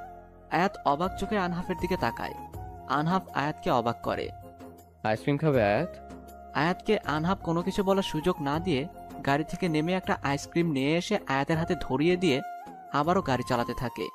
এদিকে আয়াত আনহাফের কর্মকাণ্ড দেখে বিস্ময়ে হা হয়ে যায় এবং অতিরিক্ত বিস্ময়ে কোনো কিছু ঠিক করতে পারছে না। সে এক ঘোরের মধ্যে আছে। আয়াত এখনো একইভাবে বসে থাকতে দেখে আনহাফ আয়াতের উদ্দেশ্যে সামনে তাকিয়ে শান্ত গলায় বলল, আইসক্রিমটা গলে যাবে, খাও। গাড়িতে আয়াত ও আনহাফের মধ্যে আর কোনো কথা হয়নি। আয়াতের বাসায় আনহাফ আয়াতকে নামিয়ে দেয়। আয়াত আনহাফের দিকে তাকিয়ে মুচকি হেসে বলে, থ্যাঙ্কস স্যার। ওয়েলকাম। বলেই আনহাফ গাড়ি নিয়ে চলে যায়। আয়াত বাসায় ঢুকতে ঢুকতে নীলাদ্রের কথা ভাবতে থাকে। নিচে মায়ের সাথে কথা বলে রুমে এসে গোসল শেষ করে নামাজ পড়ে রেডি হয়ে নানুর বাসায় যাওয়ার জন্য বাসা থেকে বের হয়। আয়াতের বাসা থেকে ও নানুর বাসায় আসতে আধা ঘন্টা লাগে। আয়াতের নানা নানি কেউ নেই। বাসায় ঢুকে আয়াতের মামি আয়াতকে জড়িয়ে ধরে বলে, কেমন আছিস? ভালো, তুমি কেমন আছো? আমার মাকে দেখে কি আমি খারাপ থাকতে পারি? পিছন থেকে ওর মামা বলে ওঠে। আয়াত মুচকি হেসে মামাকে গিয়ে জড়িয়ে ধরে বলে, কেমন আছো মামা? ভালো মা, তুই? ভালো। রুবিনা বেগম তার ভাইয়ের কাছে গিয়ে জড়িয়ে ধরে, কেমন আছিস? ভালো। আপা তুই? ভালো। তুমি কেমন আছো আমিনা? ভালো আপা। কেমন আছেন দুলাভাই? ভালো। তখনই আয়াতের ছোট ছোট দুই মামাতো ভাই বোন আব্দুল এবং হাফসা আয়াতকে জড়িয়ে ধরে। কেমন আছো আপি? ভালো, তোরা? ভালো। আয়াত হাফসা ও আব্দুলের সাথে দুষ্টুমি করতে থাকে। তারপর তারা দুপুরের সময় লাঞ্চ করে। আয়াতরা ওর মামার বাসায় রাতের ডিনার করে বাসায় ফেরে। আয়াত নিজের রুমে আসতেই একটা মেসেজ আবার কাব্য চৌধুরীর আইডি থেকে, ওই দূরে চলো না, নীল আকাশে হারিয়ে যায় তোমার হাতটি ধরে। মেসেজের অপর প্রান্তের মানুষটি বড্ড খুশি, কেননা তার মনের মানুষ তার খুব কাছে আছে। সে জোরে জোরে চিল্লিয়ে ওঠে, আমি তোমাকে খুব তাড়াতাড়ি নিজের করে নেব, তুমি শুধু আমার, আর কারো না। এদিকে আয়াত মেসেজটি দেখে নীলাদ্রের কথা মনে পড়ে, তাই মোবাইলটা ছুঁড়ে মারে বিছানায়। ধুর, আমার কেন মন খারাপ লাগছে, ও যেটা খুশি করুক। বলেই মন খারাপ করে ঘুমিয়ে যায়। রুবিনা বেগম আয়াতকে উঠতে না দেখে রান্নাঘর থেকে আসে আয়াতের রুমে। তুই এখনো ঘুমাস? ওঠ তাড়াতাড়ি। কয়টা বাজে? হ্যাঁ, কলেজে যাবি না? নামাজ নাই, পড়া নাই, শুধু ঘুরে বেড়াই। এইভাবে দিন চাইবো হ্যাঁ কি রে? আয়াত বিরক্ত নিয়ে ঘুম ঘুম কণ্ঠে বলে, কয়টা বাজে? হ্যাঁ, আমার নামাজ, শুধু ঘ্যান ঘ্যান করো। রুবিনা বেগম রেগে আয়াতের পিঠে থাপ্পড় দেয়। আমি ঘ্যান ঘ্যান করি? আমায় ছাড়া তো আপনাদের কারো চলে না। আবার বড় বড় কথা। 8:30 বাজে, ওঠ। আয়াত টাইম শুনে লাফ দিয়ে ওঠে ঘুম থেকে আর তাড়াতাড়ি কলেজের ড্রেস নিয়ে ওয়াশরুমে যায় রেডি হতে। এদিকে রুবিনা বেগম রান্নাঘরে গিয়ে বলতে থাকে, নামাজ নাই তাই তোর কোনো পড়া নাই, ইন্টারে পড়স, এটা মাথায় নাই। রেজাল্ট খারাপ করলে দেখিস মায়ের খাবি, আর বিয়া দিয়ে দিব। আয়াত রেডি হয়ে ব্যাগ গুছিয়ে নিচে এসব কথা শুনে বলে, আমার রেজাল্ট ভালো হবে, খাবার দাও। হ্যাঁ, এটাই তো পারোস, তর্ক করতে আর অর্ডার করতে। তুমি দিবা নাকি জামুগা? নে খাই, পুরোটা খেয়ে যাবি। খাওয়া শেষ, আমি যাই। সাবধানে যাস আর এদিক ওদিক দেখে যাস। আচ্ছা। আয়াতকে আসতে দেখে শুভ এগিয়ে আসে। তোর এতক্ষণ লেট হলো কেন? আর 10 মিনিট আছে ক্লাস শুরু হওয়ার। আরে ঘুম থেকে উঠতে দেরি হই স্যার। বই থাম, পরে কইস, আগে তাড়াতাড়ি চল, দেরি হয়ে যাইবে। চল। ওরা কোনো মতে কলেজের গেটে ঢুকে দেখে 9টা বাজে। এটা দেখেই সবগুলো দৌড়ে ক্লাসে ঢোকে। আয়াত হাঁফাতে হাঁপাতে বলে, স্যার আসার আগে আজকে ক্লাসে আসছি, উফ কি শান্তি। তখনই আনহাব ক্লাসে ঢোকে। বোর্ডে কেমিস্ট্রি বুঝতে থাকে। আয়াত বাইরে জানালা দিয়ে নীলাদ্রকে খুঁজতে থাকে। নীলাদ্ররা প্রায়ই ক্লাসের সামনে দিয়ে যায়। আনহাব আয়াতকে কোনো কিছু ভাবতে দেখে ওর সামনে যায়। কোন ধ্যানে আছো তুমি? আয়াত আনহাবকে সামনে দেখে বেঞ্চ থেকে উঠে যায়। Sorry sir. ক্লাসে মনোযোগ দাও। জি জি। আনহাব ক্লাস শেষ করে ক্লাসরুম থেকে বের হয়ে আবার ক্লাসে আসে। আয়াত, তুমি আমার রুমে আসো। জি জি। আয়াত তাড়াতাড়ি আনহাফের পিছন পিছন যেতে থাকে। তখনই নীলাদ্রকে সামনে থেকে আসতে দেখে নীলাদ্র ওর সামনের দিকে তাকাতেই দেখে আয়াত আনহাফ স্যারের পেছনে পিছনে যাচ্ছে। দুজনের চোখে চোখ পড়ে যায়। আয়াত চোখ নামিয়ে আনহাফের রুমে ঢুকে যায়। স্যার আমায় কেন ডাকছেন? বসো চেয়ারে। সেই কখন থেকে বসে আছি, কিছু বলছেন না। আজব লোক তো, আমায় ডেকে কিছু বলে না। কি বলছো বিড়বিড় করে? আনহাফের দিকে চমকে তাকায় আয়াত। দেখে আনহাফ ওর দিকে তাকিয়ে আছে। দেখে চোখ নামিয়ে নেয়। তা দেখে আনহাফ মুস্কি হাসে। তুমি চিত্রগুলো একে আনবে কাল। আয়াত আনহাফের থেকে চিত্রগুলোর কপি নিয়ে রুম থেকে বের হয়। এদিকে নীলাদ্র আয়াতকে আনহাফের রুমে যেতে দেখার পর থেকেই ওখানে দাঁড়িয়ে আছে। কি করছে এতক্ষণ ধরে ও? স্যারের সাথে ওর কি এত কথা? কালকেও দেখলাম স্যার ওকে গাড়ি দিয়ে যেতে। বলে নীলাদ্র সামনে ঘুরতেই দেখে আয়াত রুম থেকে বের হচ্ছে। আয়াত রুম থেকে বের হয়ে নীলাদ্রকে রুমের বাইরে দেখে অবাক হয়। আমি তো 20 মিনিটের মতো রুমে ছিলাম, ও ওখানে কি করছে? নীলাদ্র ক্লাসের দিকে যেতে দেখে আয়াত তাড়াতাড়ি দৌড়ে নীলাদ্রর সামনে দাঁড়ায়। আপনি এতক্ষণ এখানে দাঁড়িয়েছিলেন? কি, আমি কেন এখানে দাঁড়িয়ে থাকবো? তাহলে? তাহলে কি? হ্যাঁ, আপনি মিথ্যা বলছেন ভাইয়া, আপনি দাঁড়িয়েছিলেন। কি আমি মিথ্যা বলছি? But why? লিসেন, আমি নিচ থেকে এসেছি তাই এখান দিয়ে যাচ্ছি, তখন তুমি বের হয়ে আসো। আর কেন দাঁড়াবো? ও তা মনে হলো তাই বললাম। এসব ফাউ জিনিসই তোমার মনে হবে। যাও ক্লাসে যাও। থমকে কথাগুলো বলে নীলাদ্র ক্লাসে ঢুকে গেল। আয়াত মন খারাপ করে নিজের ক্লাসে গেল। এদিকে ওদের দিকে একজোড়া লাল চোখ তাকিয়েছিল। তোমার এই ওড়া আমি বন্ধ করব, খাঁচায় বন্দি করব, তুমি শুধু আমার। বলে মানুষটা কাচের গ্লাসটা ভেঙে ফেললো। ম্যাম আমি আসবো। কি রে, তোরে আহানাফ স্যার ডাকলো কেন? আরে কিছু চিত্র প্রিন্ট দিছে, ওইগুলো একে আনতে হবে। ও আচ্ছা। আরো কয়েকটা ক্লাস করার পর টিফিন দেয়। ওরা মাঠ থেকে ঝালমুড়ি কিনে খেতে খেতে ক্যাম্পাসে হাঁটতে থাকে। আয়াত হাঁটতে হাঁটতে নীলাদ্রকে ক্যাম্পাসে খুঁজছে। হঠাৎ নীলাদ্রকে 2 তলার বারান্দায় সেই দিনের মেয়েটার সাথে কথা বলতে দেখে ওর নীলাদ্রর প্রতি রাগ ও অভিমান হয়। আমি আর কখনো ওকে খুঁজবো না, তাকাবো না। কেন তাকাচ্ছি? যেটা মন চায় সেটা করুক। বললেই কি সব হয়? আয়াত যতই চাচ্ছে নীলাদ্রর দিকে না তাকাতে, ততই নীলাদ্রর দিকে বারবার চোখ যাচ্ছে। খুব বিরক্ত হয়ে আয়াত একা কলেজের পেছনে লেকের পাড়ের দিকে চলে গেল। এদিকে টিফিনে নীলাদ্র ক্লাস থেকে বের হওয়ার সময় ক্লাসমেট অবন্তী আসে। ওর সাথে পড়ার ব্যাপারে কথা বলতে বলতে দেখলো আয়াত কলেজের পেছনে লেকের পাড়ে যাচ্ছে। তাই নীলাদ্র অবন্তীর সাথে পরে কথা বলবে বলে নিচে নেমে লেকের ওইদিকে যায়। নীলাদ্র লেকের সামনে গিয়ে যা দেখে তা কখনো ভাবেও নাই। নীলাদ্র রেগে ওখান থেকে চলে আসে। আয়াতকে ছেড়ে আনহাব বলল, আয়াত তুমি ঠিক আছো? জি স্যার। ঠিক মতো হাঁটবে না? আমি না আসলে তো লেকে পড়ে যেতে। সাঁতার পারো না, লেকে আসছো কেন? আমি খেয়াল করি নাই, কখন লেকের কিনারায় চলে আসছি। স্যার আপনি কি করে জানেন আমি সাঁতার পারি না? আরে এতক্ষণ তো কেউই সাঁতার পারে না, তাই বললাম। ও। আয়াত ওইখান থেকে চলে আসে। নীলাদ্র লাইব্রেরিতে আসে, কারণ টিফিন টাইমে লাইব্রেরিতে কেউ থাকে না। তাই এখানে এসে নীলাদ্র রাগ কন্ট্রোল করতে থাকে। ফ্ল্যাশব্যাক। নীলাদ্র যখন লেকের সামনে যায় তখন আয়াতকে আহনাফের বাহুতে দেখে নীলাদ্র রেগে ওইখান থেকে চলে আসে। বর্তমান নীলাদ্র নিজের রাগ কন্ট্রোল করতে পারছে না। ওর বারবার আয়াত ও আহনাফের ওই দৃশ্য চোখে ভাসে। নীলাদ্রকে পাগল পাগল লাগছে। টেবিল থেকে বইগুলো ধাক্কা দিয়ে নিচে ফেলে যায়। আপনি কি করছেন? আয়াতের কণ্ঠ পেয়ে নীলাদ্র পিছনে ঘুরে চিল্লিয়ে বলে, তোমার জেনে কি? আমি কি করি না করি এখানে কি তোমার? যেখানে ছিলে সেখানে যাও। বলেই চেয়ারে লাথি মারে।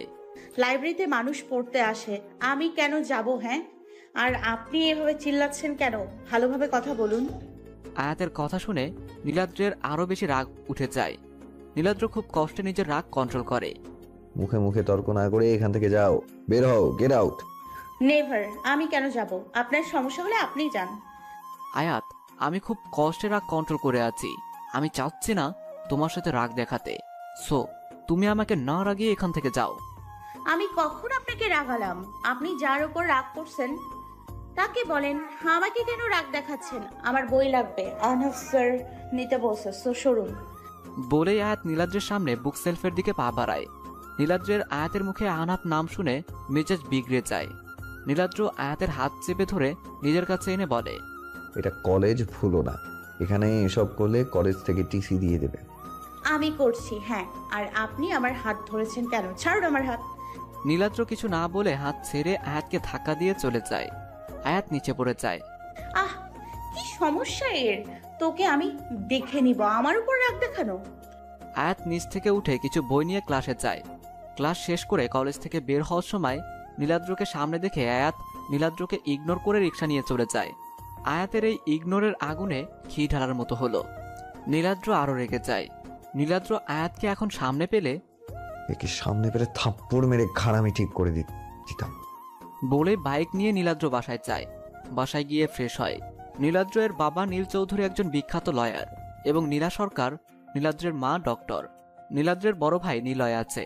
নিলয় সাইকোলজি নিয়ে পড়া শেষ করে ইন্টার্নশিপ করছে। নীলাদ্র নিচে আয় খেতে। নীলাদ্র রুম থেকে জোরে বলে, আমি খাবো না, তোমরা খেয়ে নাও। নীল দেখ তো নীলাদ্র কেন রেগে আছে, কি হয়েছে? ওকে দেখে মনে হলো রেগে আছে ও। দেখছি আমি, তোমরা খাও। নিলয় উপরের নীলাদ্র রুমে গেল। কিরে আসবো? তোমার আবার পারমিশন লাগে নাকি? হাসো ভাইয়া। না, তুই রেগে আসোস তাই বললাম। আমি কোনো রেগে নেই।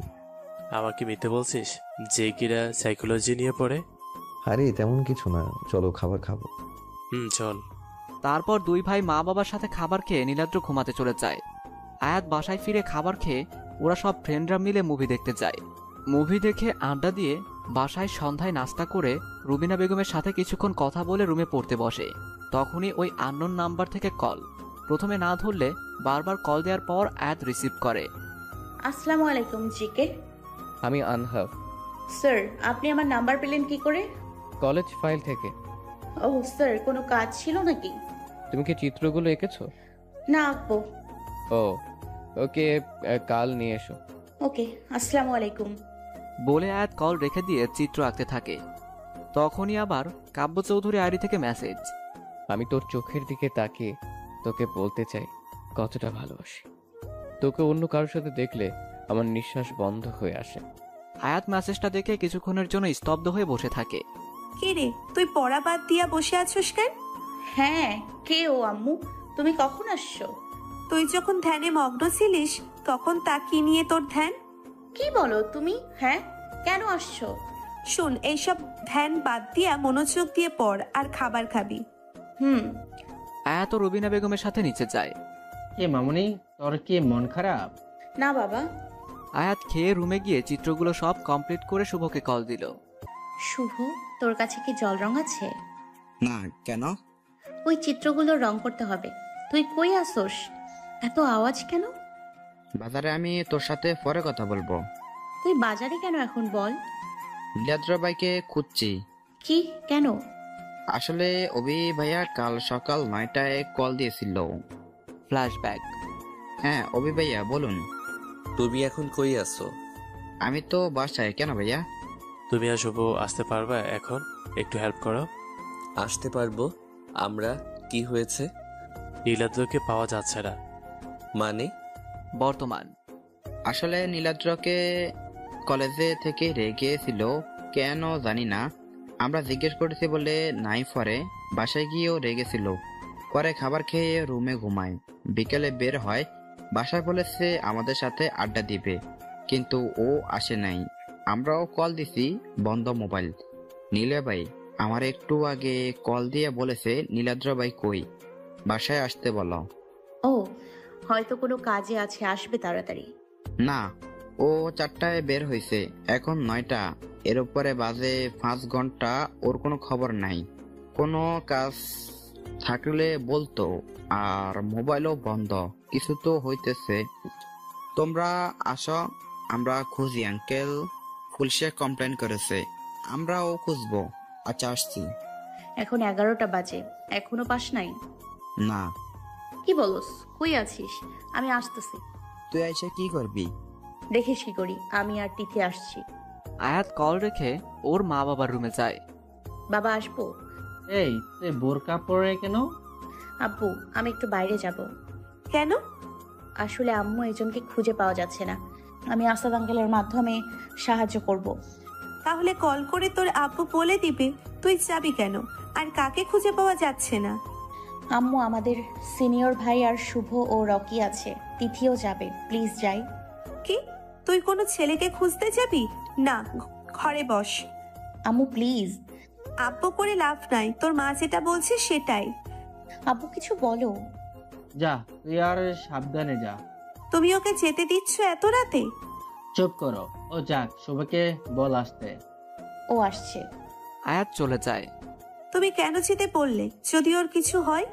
কিছু হবে? শুভ ও রকি আসছে, আর তুমি দেখলে না তোমার মেয়ে কেমন ছটপট করছে, কান্না করছে, মনে হয়, তাই যেতে দিলাম।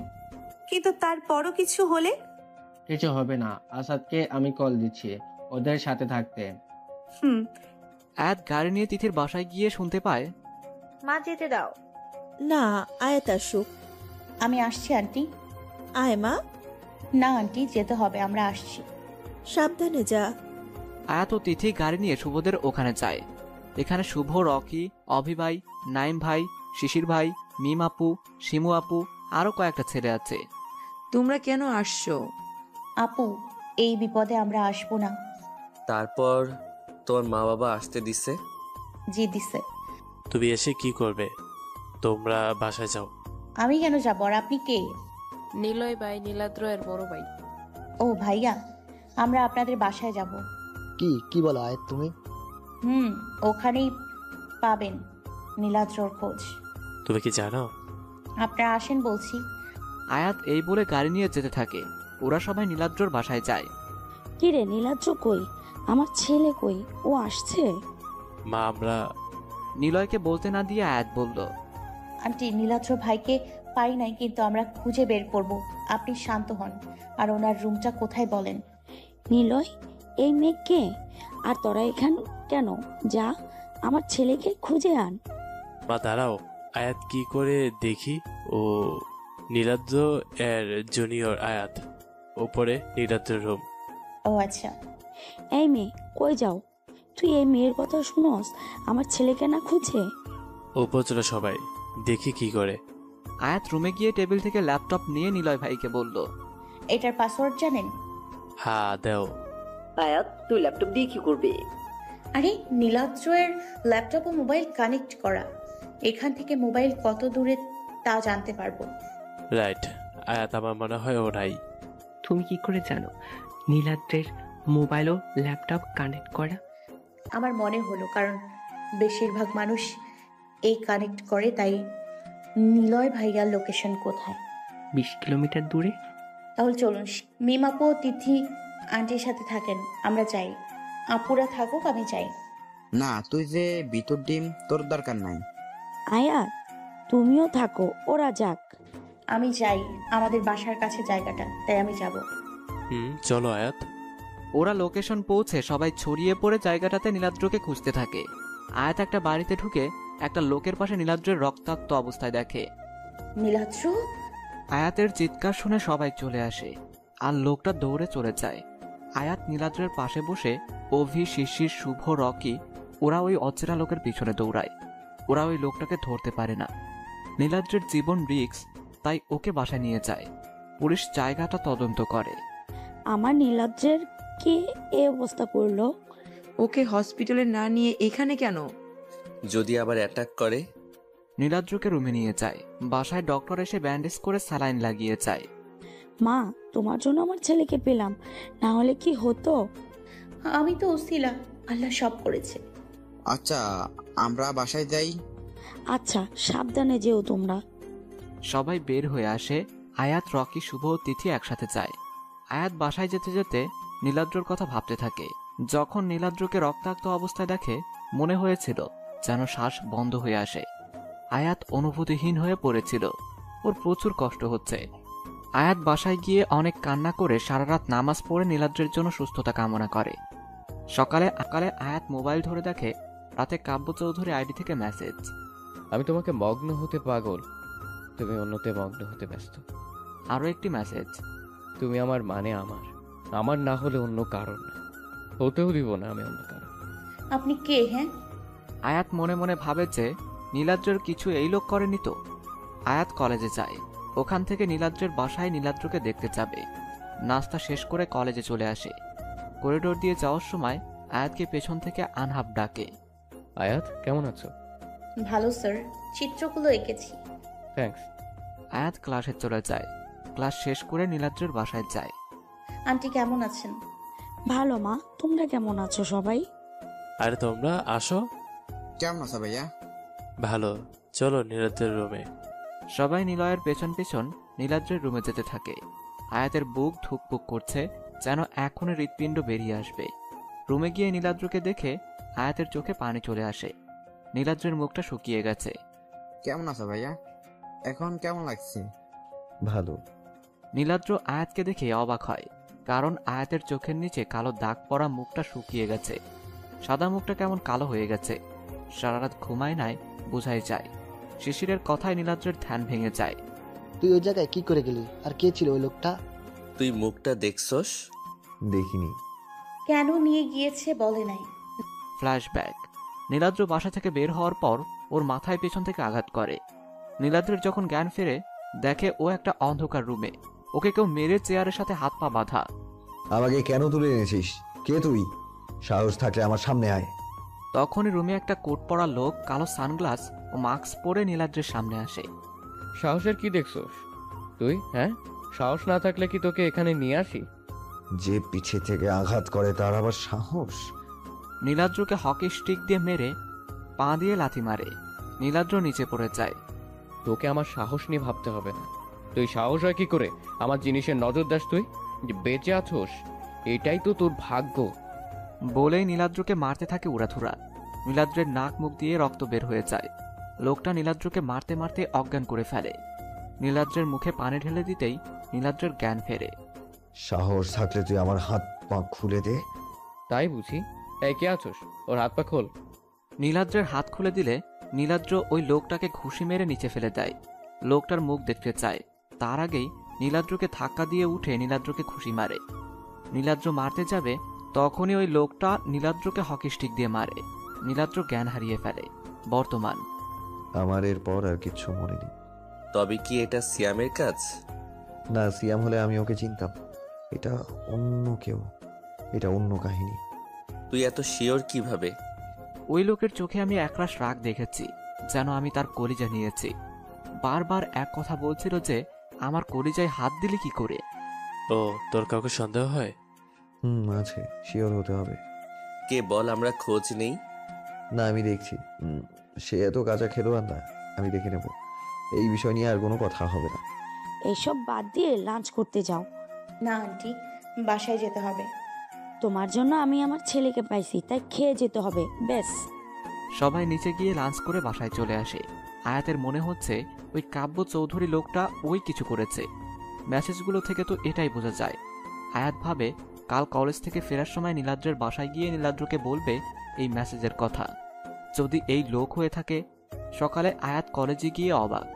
ও রাগ হয় প্রচণ্ড, কারণ নীলাদ্র কলেজে আসছে, হেসে কথা বলছে। প্রথমে খুশি হলেও নীলাদ্র যেই মানুষটার সাথে কথা বলছে তাকে দেখে প্রচুর রাগ হয়। নীলাদ্রের থেকে চোখ সরিয়ে ক্লাসে চলে যায়। আনহাফ এসে ক্লাস শুরু করে। আয়াতের আনহাফকে দেখে কেমন ভিন্ন মনে হচ্ছে, কারণ আনহাফ আয়াতের দিকে কেমন করে তাকিয়ে পড়াচ্ছে। চোখ সরানোর নাম নেই।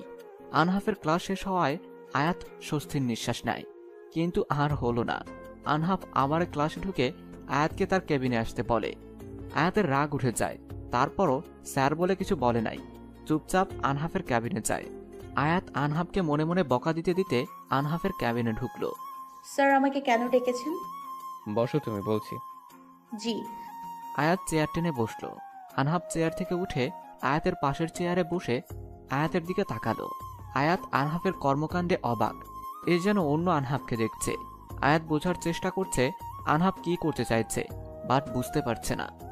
আয়াত, আমি তোমাকে বলবো তা, কিন্তু তুমি খারাপ মনে করো না। আসলে এখানে আমার কোনো কিছু করার নেই। সমস্যা নেই স্যার, আপনি বলেন, আমি কিছু মনে করব না। আনহাফ চেয়ার থেকে উঠে মাটিতে বসে হাতে ফুল নিয়ে, তুমি সেই যাকে দেখলে আমার মুখে হাসি চলে আসে, তুমি সেই যাকে আমি মনের গহীনে এঁকেছি। তুমি কি হবে আমার মনের রাজ্যের রানী? তুমি কি হবে জান্নাতের সঙ্গী? ভালোবাসবে আমায়? আয়াত আনহাফের কথা শুনে আসমান থেকে পড়ল মনে হয়। আয়াত ভাবতে পারেনি যে এমন কিছু হবে ওর সাথে। বুঝতেও পারছে না যে কবে হলো আনহাফের মনে সব। আনহাফের কথায় আয়াতের হুঁশ ফিরল। বলো না ভালোবাসো আমায়, বলো না তুমি শুধু আমার। আমতা আমতা করে বলল, স্যার আপনি উঠে বসুন। না, আগে বলো ভালোবাসো আমায়। আমি আপনাকে ভালোবাসি না। কি? কেন? আমার কোন দিক দিয়ে খারাপ? ভালোবাসা মন থেকে আসে, যা আমার আপনার প্রতি আসে না। কার জন্য আসে তোমার? হ্যাঁ, যে আমাকে পাওয়ার জন্য সব মেয়ে পাগল, সেই আমাকে তোমার ভালো লাগে না? আমার কি নেই? টাকা পয়সা, সৌন্দর্য, এক মন, ভালোবাসা সব আছে আমার। আয়াত চেয়ার থেকে উঠে, আপনার জন্য সব মেয়ে পাগল, আমাদের কলেজের মেয়েরাও পাগল, কিন্তু আমি না। ভালোবাসা সৌন্দর্য বা টাকা পয়সা দিয়ে হয় না, মন থেকে আসে, সেটা আমার আপনার প্রতি আসে না। আনহাফ রেগে আয়াতকে দেয়ালের সাথে চেপে ধরে দাঁতে দাঁত চেপে, আর আমি যে তোকে ভালোবাসি তার কোনো দাম নেই। হ্যাঁ, তুই চাস বা না চাস, তুই শুধু আমার। দরকার পড়লে জোর করে তোকে নিজের কাছে রাখবো। আয়াত আনহাফকে নিজের থেকে দূরে সরাতে চাইছে, বাট পারছে না। আয়াত আনহাফকে ধাক্কা দিতে দিতে বলল, জোর করে ভালোবাসা হয় না, দেহ আটকানো যায় কিন্তু মন যায় না। আর আপনি নিজেও আমাকে জোর করে রেখে সুখী হবেন না, ছাড়ুন আমায়। আনহাফ আয়াতকে আরো জোরে চেপে ধরে হাসতে হাসতে বলে, তোমায় আমার কথা ভাবতে হবে না, আর তোমার আমার জন্য আমার একার ভালোবাসাই যথেষ্ট। তোমার আমাকে ভালোবাসতে হবে না, তুমি আমার শুধু, তা তুমি চাও বা না চাও। যাও ক্লাসে। বলেই আয়াতকে ধাক্কা দেয়। আয়াত আনহাফের কাছ থেকে ছাড়া পেয়ে দৌড়ে আনহাফের রুম থেকে বেরিয়ে যায়। নিচে যাওয়ার সময় আয়াত নীলাদ্রের সাথে ধাক্কা খায়। নীলাদ্র ক্লাসে যাওয়ার সময় আয়াতকে কান্না করতে করতে দৌড়ে যেতে দেখে। কি হয়েছে তোমার? হ্যাঁ, কাঁদছো কেন? বলেই আয়াতকে একটা খালি রুমে নিয়ে বেঞ্চে বসিয়ে নীলাদ্র আয়াতের সামনে হাঁটু ভেঙে বসে। কি হয়েছে তোমার? বলো, তুমি কাঁদছো কেন? কিছু না, আমি ক্লাসে যাব। আয়াত, কি হয়েছে? না বললে যেতে দিব না। আয়াত কথা বলে কান্না করতে থাকে। আহনাফ স্যার কি কিছু বলেছে? কি হলো বলো। আপনি কি করে জানেন? কি বলেছে সেটা বলো। আসলে স্যার আমায় পছন্দ করেন। আয়াত যা যা হয়েছে সব নীলাদ্রকে বলে। নীলাদ্র এসব শোনার পর চোখ লাল হয়ে যায়, প্রচুর রেগে যায়। নীলাদ্র উঠে রুম থেকে যাবে। আপনি কোথায় যান? আহনাফকে বলতে যে মেয়েদের সাথে কি ব্যবহার করতে হয়। আয়াত নীলাদ্রর সামনে দাঁড়িয়ে বলে, প্লিজ না, কিছু বলবেন না, আমি বিষয়টা না বাড়াতে চাই না। আহনাফ এত কিছু করার পরও চুপ থাকবে, যদি ও যা বলেছে তা করে। এখন না, আবার করলে বলবো আর কিছু করতে পারবে না। নীলাদ্র আর কিছু না বলে আয়াতকে টিস্যু দিয়ে বলে, চোখ মুছে ক্লাসে যাও। আয়াত ক্লাসে চলে যায়। নীলাদ্র তো নিজের রাগ কন্ট্রোল করতে পারছে না, তাই লাইব্রেরি রুমে চলে যায়। আয়াত ক্লাস শেষ করে বাসায় চলে যায়। খাবার খেয়ে ঘুমিয়ে পড়ে। কলের রিংটোনে আয়াতের ঘুম ভেঙে গেল। আয়াত মোবাইল হাতে নিয়ে দেখল আননোন নাম্বার, তাই কল ধরল না, বাট বারবার কল আসায় কল রিসিভ করে। আসসালামু আলাইকুম। জি, কে? ওয়ালাইকুম আসসালাম ম্যাডাম। কি করো জান? স্যার আপনি? স্যার না, বলো জান। সরি, আপনি কেন কল করছেন? আমি না করলে কে করবে জান? আমি আপনাকে পছন্দ করি না, আপনি কেন আমার বিরক্ত করছেন? তোর কি কথা কান দিয়ে যায় না? তুই আমারে পছন্দ করস বা না করস, তুই শুধু আমার। আপনার ইচ্ছায় সবকিছু হবে না, আমি যা বলবো তাই হবে। আর আপনি ভালোবাসার মানে জানেন না। ভালোবাসা হলো দুজন দুজনের জন্য ফিলিংস থাকা, যেটা আমার আপনার জন্য নেই। তোর ইচ্ছের কথা কে জানতে চায়? তুই চাস বা না চাস, তুই শুধু আমার, এটা তুই তোর মাথায় ঢুকিয়ে নে। জোর করে সবকিছু পাওয়া যায় না। বলে আয়াত কল কেটে দেয়। আয়াত ভাবছে কি হচ্ছে ওর জীবনে। আনহাফ বারবার কল করছে, তাই মোবাইল বন্ধ করে নিচে যায়। রুবিনা বেগমের সাথে আড্ডা দিয়ে নাস্তা করে। সন্ধ্যায় রুমে গিয়ে আয়াত পড়তে বসে। পড়া শেষ করে মোবাইল অন করতেই দেখে 20-30টার মতো কল আনহাফ করেছে। আবার কল আসায় আয়াত বিরক্ত হয়ে কল রিসিভ করে। কি সমস্যা আপনার? বারবার কেন কল দিয়ে বিরক্ত করছেন? হ্যাঁ, এমন করলে আমি বাধ্য হব আইনগত ব্যবস্থা নিতে। আমি আবার কোন সময়ে বিরক্ত করলাম? সরি, আপনি কে? আমি নীলাদ্র। তোমাকে কি আহনাফ কল দিয়ে বিরক্ত করছে? সরি, আপনি কেন কল করছেন? তুমি আগে বলো, আহনাফ কি কল দিয়েছে? আপনি জেনে কি করবেন? তাছাড়া আমি কেন আপনাকে বলবো? বলতে বলেছি, বলো। আয়াত সবকিছু নীলাদ্রকে বলে। নীলাদ্র তো শুনে ওর মাথায় রক্ত চেপে যায়। এখন যদি ও আনহাফকে পায় তাহলে ওকে মেরে ফেলবে। ও, ডিনার করে ঘুমাও। আয়াত নীলাদ্রের কথা শুনে অবাক হয়ে যায়। অসভ্য পোলা, কিছু বললি না যে আমি দেখছি বিষয়টা? তা না বলে বলল ও এর 14 গুষ্টি মারি। পাষাণ পোলা, সান্ত্বনাও দিল না। আয়াত নীলাদ্রকে বকতে বকতে নিচে যায়। ডিনার করে আব্বু আম্মুর সাথে আড্ডা দিয়ে ঘুমাতে চলে যায়। অন্যদিকে নীলাদ্র অভিকে কল দেয়। শোন, তুই আহনাফের উপর নজর রাখ, আর ওর ব্যাপারে সব খবর আমায় দিবি। কি রে, কার সাথে কথা বলছিস? নীলাদ্র পিছনে ঘুরে নিলয়কে দেখে হাসি দিয়ে বলল, এই তো অভির সাথে কথা বলি, বসো তুমি। ও, তা তোকে আবার কিছু বলা ছিল। বলো। তুই কি আয়াতকে পছন্দ করিস? না, কি আবুল তাবুল প্রশ্ন করো। আমি জানি তুই পছন্দ করস আয়াত, কিন্তু তোকে পছন্দ করে। আয়াত কি নিজের মুখে তোমায় বলেছে? না, বাট ওর ওই দিনে ব্যবহারে বুঝলাম। মানবতার জন্য করছে। আমার জায়গায় অন্য কেউ থাকলে ও এটাই করতো। আয়াতের চোখে তোর জন্য ভালোবাসা দেখেছি। ও, তুইও ভালোবাসিস আমি জানি, শুধু বলবো ভালোবাসলে বলে দে, পরে না হয় দেরি হয়ে যাবে। আচ্ছা, আমি যাই। বলে নিলয় চলে যায়। নীলাদ্র ভাবতে থাকে নিলয়ের বলা কথাগুলো। নীলাদ্র ভাবল আনহাফের কাহিনী শেষ করে আয়াতকে প্রপোজ করবে। নীলাদ্র আয়াতের কথা ভাবতে ভাবতে ঘুমিয়ে পড়ে। নীলাদ্র ও আয়াত কলেজের ক্যান্টিনে দুজনে মুখোমুখি বসে আছে। আয়াত কান্না করছে অনবরত, আর নীলাদ্র চোখ মুখ শক্ত করে বসে আছে। ফ্ল্যাশব্যাক। আয়াত সকালে যখন কলেজে আসে প্রথমেই নীলাদ্রের সাথে দেখা হয়। আয়াত নীলাদ্রের সাথে কথা বলে ক্লাসে যাওয়ার সময় কেউ আয়াতকে টেনে ফাঁকা ক্লাসে নিয়ে যায়। কি করছেন আপনি? ছাড়ুন আমায়। তোর ছেলেদের সাথে এত কিসের ডলাডলি? হ্যাঁ, ফালতু কথা বলবেন না। আপনি আমায় টাচ করছেন কেন? আমি ছুঁয়ে দিলে তোর সমস্যা? নীলাদ্র ছুলে ভালো লাগে? ছি, কতটা নিচু মনের মানুষ। আমি নিচ, তাই দেখ নিচু মানুষ কি করতে পারে। বলেই আয়াতের হিজাবে টান দেয়। আয়াত আনহাফকে জোরে ধাক্কা দেয়। আনহাফ আয়াতের থেকে দূরে সরে যায়। আনহাফ আবার আসতে নিলেই, আপনি একটা খারাপ মানুষ, ক্যারেক্টারলেস মানুষ। তো সাহস হয় কি করে আমাকে থাপ্পড় মারুস? বলেই আনহাফ আয়াতকে দুটো থাপ্পড় মেরে ধাক্কা দিয়ে নিচে ফেলে দেয়। যাওয়ার সময় বলে, তুই এর জন্য ভয়ানক শাস্তি পাবি। বলেই হন হন করে চলে যায়। আয়াতের মাথা কেটে যাওয়ায় ও ওখানেই বসে কান্না করতে থাকে। নীলাদ্র আয়াতের ক্লাসে যাওয়ার সময় কান্নার শব্দ পেয়ে রুমে ঢুকে দেখে আয়াতের মাথা থেকে রক্ত পড়ছে। নীলাদ্র আয়াতের কাছে দৌড়ে গিয়ে বসে ভালো মতো খেয়াল করে দেখে আয়াতের 2 গালে হাতের ছাপ বসানো। এসব দেখে ওর চোখ লাল হয়ে যায়। তারপর ও আয়াতকে ধরে ক্যান্টিনে নিয়ে যায়। ওর মাথা ব্যান্ডেজ করে গালে বরফ দিতে থাকে যাতে ছাপ না থাকে। কিরে আয়াত, তোর কি হয়েছে? কি রে, তোকে কে মেরেছে? ভাইয়া, কি হয়েছে বলুন। ওরা 3 জন আয়াতকে খুঁজতে খুঁজতে ক্যান্টিনে আসে। এসে আয়াতকে এই অবস্থা দেখে ওরা অবাক হয়। আয়াত নিজেই সব খুলে বলে। 2 দিনে হয়েছে। এসব শুনে সবাই রেগে যায়। কি, ওই লোকটা সাহস কি করে হয় তোর সাথে এমন করার? ওই বেটা আমাদের হাতে মরার জন্য এমন করছে। তার সাহস কি করে হয় তোর গায়ে টাচ করা? নীলাদ্র চুপ করে আছে, বাট ওর চোখ মুখ লাল হয়ে আছে। মনে হচ্ছে ভস্ম করে দিবে সবকিছু। নীলাদ্র আয়াতদের ছুটি নিয়ে বাসায় পাঠায়। বাসায় গিয়ে কল দিও, তোমরা ওকে বাসায় দিয়ে এসো। ওকে। শুভরা আয়াতকে বাসায় দিয়ে চলে যায়। বাসার কলিং বেল চাপতেই রুবিনা বেগম এসে দরজা খুলল। কি রে, তুই আজকে এত তাড়াতাড়ি কেন? আয়াত বাসায় ঢুকতে ঢুকতে বলল, আমাদের ক্লাস শেষ তাই। রুবিনা বেগম আয়াতের সামনে দাঁড়িয়ে আয়াতের কপালে হাত দিয়ে বলল, কি রে, তোর কপালে কাটলো কিভাবে? আয়াত আমতা আমতা করে বলল, পড়ে গিয়ে কেটে গেছে। তুই কি ছোট বাচ্চা আছে পড়ে গিয়ে ব্যথা পাচ্ছস? আজব, ছোট বাচ্চা ছাড়া কি কেউ পড়ে না নাকি? রাস্তায় লাফালাফি করলে তো পড়বি। এই দেখে শুনে চলবি না, আবার আমার সাথে চ্যাটাং চ্যাটাং কথা বলস। যা গিয়ে ফ্রেশ হয়ে আয়। উফ মা, চিল্লায়ও না তো, যাচ্ছি। আয়াত রুমে এসে ফ্রেশ হয়ে খাবার খেয়ে রুবিনা বেগমের সাথে ঘুমিয়ে পড়ে। অন্যদিকে নীলাদ্র আয়াতকে বাসায় পাঠিয়ে আনহাফের ক্যাবিনে গেল। কি সমস্যা আপনার? হ্যাঁ, আয়াত তো বলেছে আপনাকে, তবে কেন বিরক্ত করছেন? Just shut up. টিচারের সাথে কিভাবে কথা বলতে হয় জানো না? Get out. Oh really? একজন টিচার হয়ে ছাত্রীকে কিভাবে বিরক্ত করেন?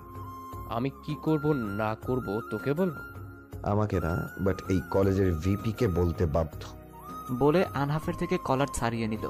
নীলাদ্র আবার বলল, আমি চাইলে কিন্তু কলেজ থেকে বের করে দিতে পারবো, সো বি কেয়ারফুল। আর হ্যাঁ, আয়াত থেকে দূরে থাকবেন, না হলে ভালো হবে না। বলে নীলাদ্র চলে যেতে নিতেই আনহাফ বলল, তুই আমাকে কি করবি? হ্যাঁ, যে কিনা কয়েকদিন আগে মার খেয়েছে, আয়াত বাঁচিয়েছে, সেই তুই আমাকে মারবি? আমাকে আঘাত সহজ, বাট আয়াতকে আঘাত করে মারা যাবে। বলে নীলাদ্র ক্যাবিন থেকে বের হয়ে গেল। নীলাদ্র চলে যেতেই আনহাফ রুমের সবকিছু ভাঙচুর করতে করতে, তুই মরবি, তোকে ওই দিন ওই মেরে ফেলা উচিত। তুই আমার জিনিসে হাত দিছস, তুই বাঁচবি না।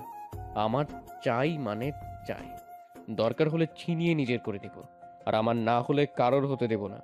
সন্ধ্যায় আয়াত, রুবিনা বেগম ও আকরাম সাহেব আড্ডা দিচ্ছে। তখন কলিং বেল বেজে ওঠে। রুবিনা বেগম গিয়ে দরজা খুলতেই আনহাফ ও তার বাবা মা রুমে ঢুকে মুক্তাদির সাহেব আকরাম সাহেবকে বলল, কেমন আছেন আকরাম সাহেব? আরে আপনি বসেন, আমি ভালো আছি। আপনি? ভালোই আছি। এটা কি আপনার ছেলে আনহাব? হ্যাঁ, তা আপনার কাছে আমার কিছু চাওয়ার আছে। কি চাইবেন আপনি বলেন? এদিকে আয়াত আনহাবকে তাদের বাসায় ঢুকতে দেখে অবাক হয়ে গেল। আয়াত বুঝে গেছে আনহাবকে তার পরিবার নিয়ে আসছে। রুবিনা বেগম সবার জন্য নাস্তা নিয়ে আসেন। আয়াত এখানেই বসে আছে। আসলে আমি আয়াত মাকে চাই। আনহাব আমার কলেজের প্রফেসর, পড়া শেষ, এবার তো বিয়ে করাবো। ওর আমাদের আয়াত মাকে পছন্দ। ও এই কথা, কিন্তু এখন তো ওকে বিয়ে দিব না। আক্ত করে রাখেন। আপনি রাজি তো আকরাম সাহেব? আমি তো রাজি হলে হবে না, আমার মেয়েরও রাজি হতে হবে। আঙ্কেল, আপনার অমত না হলে আয়াতেরও অমত হবে না।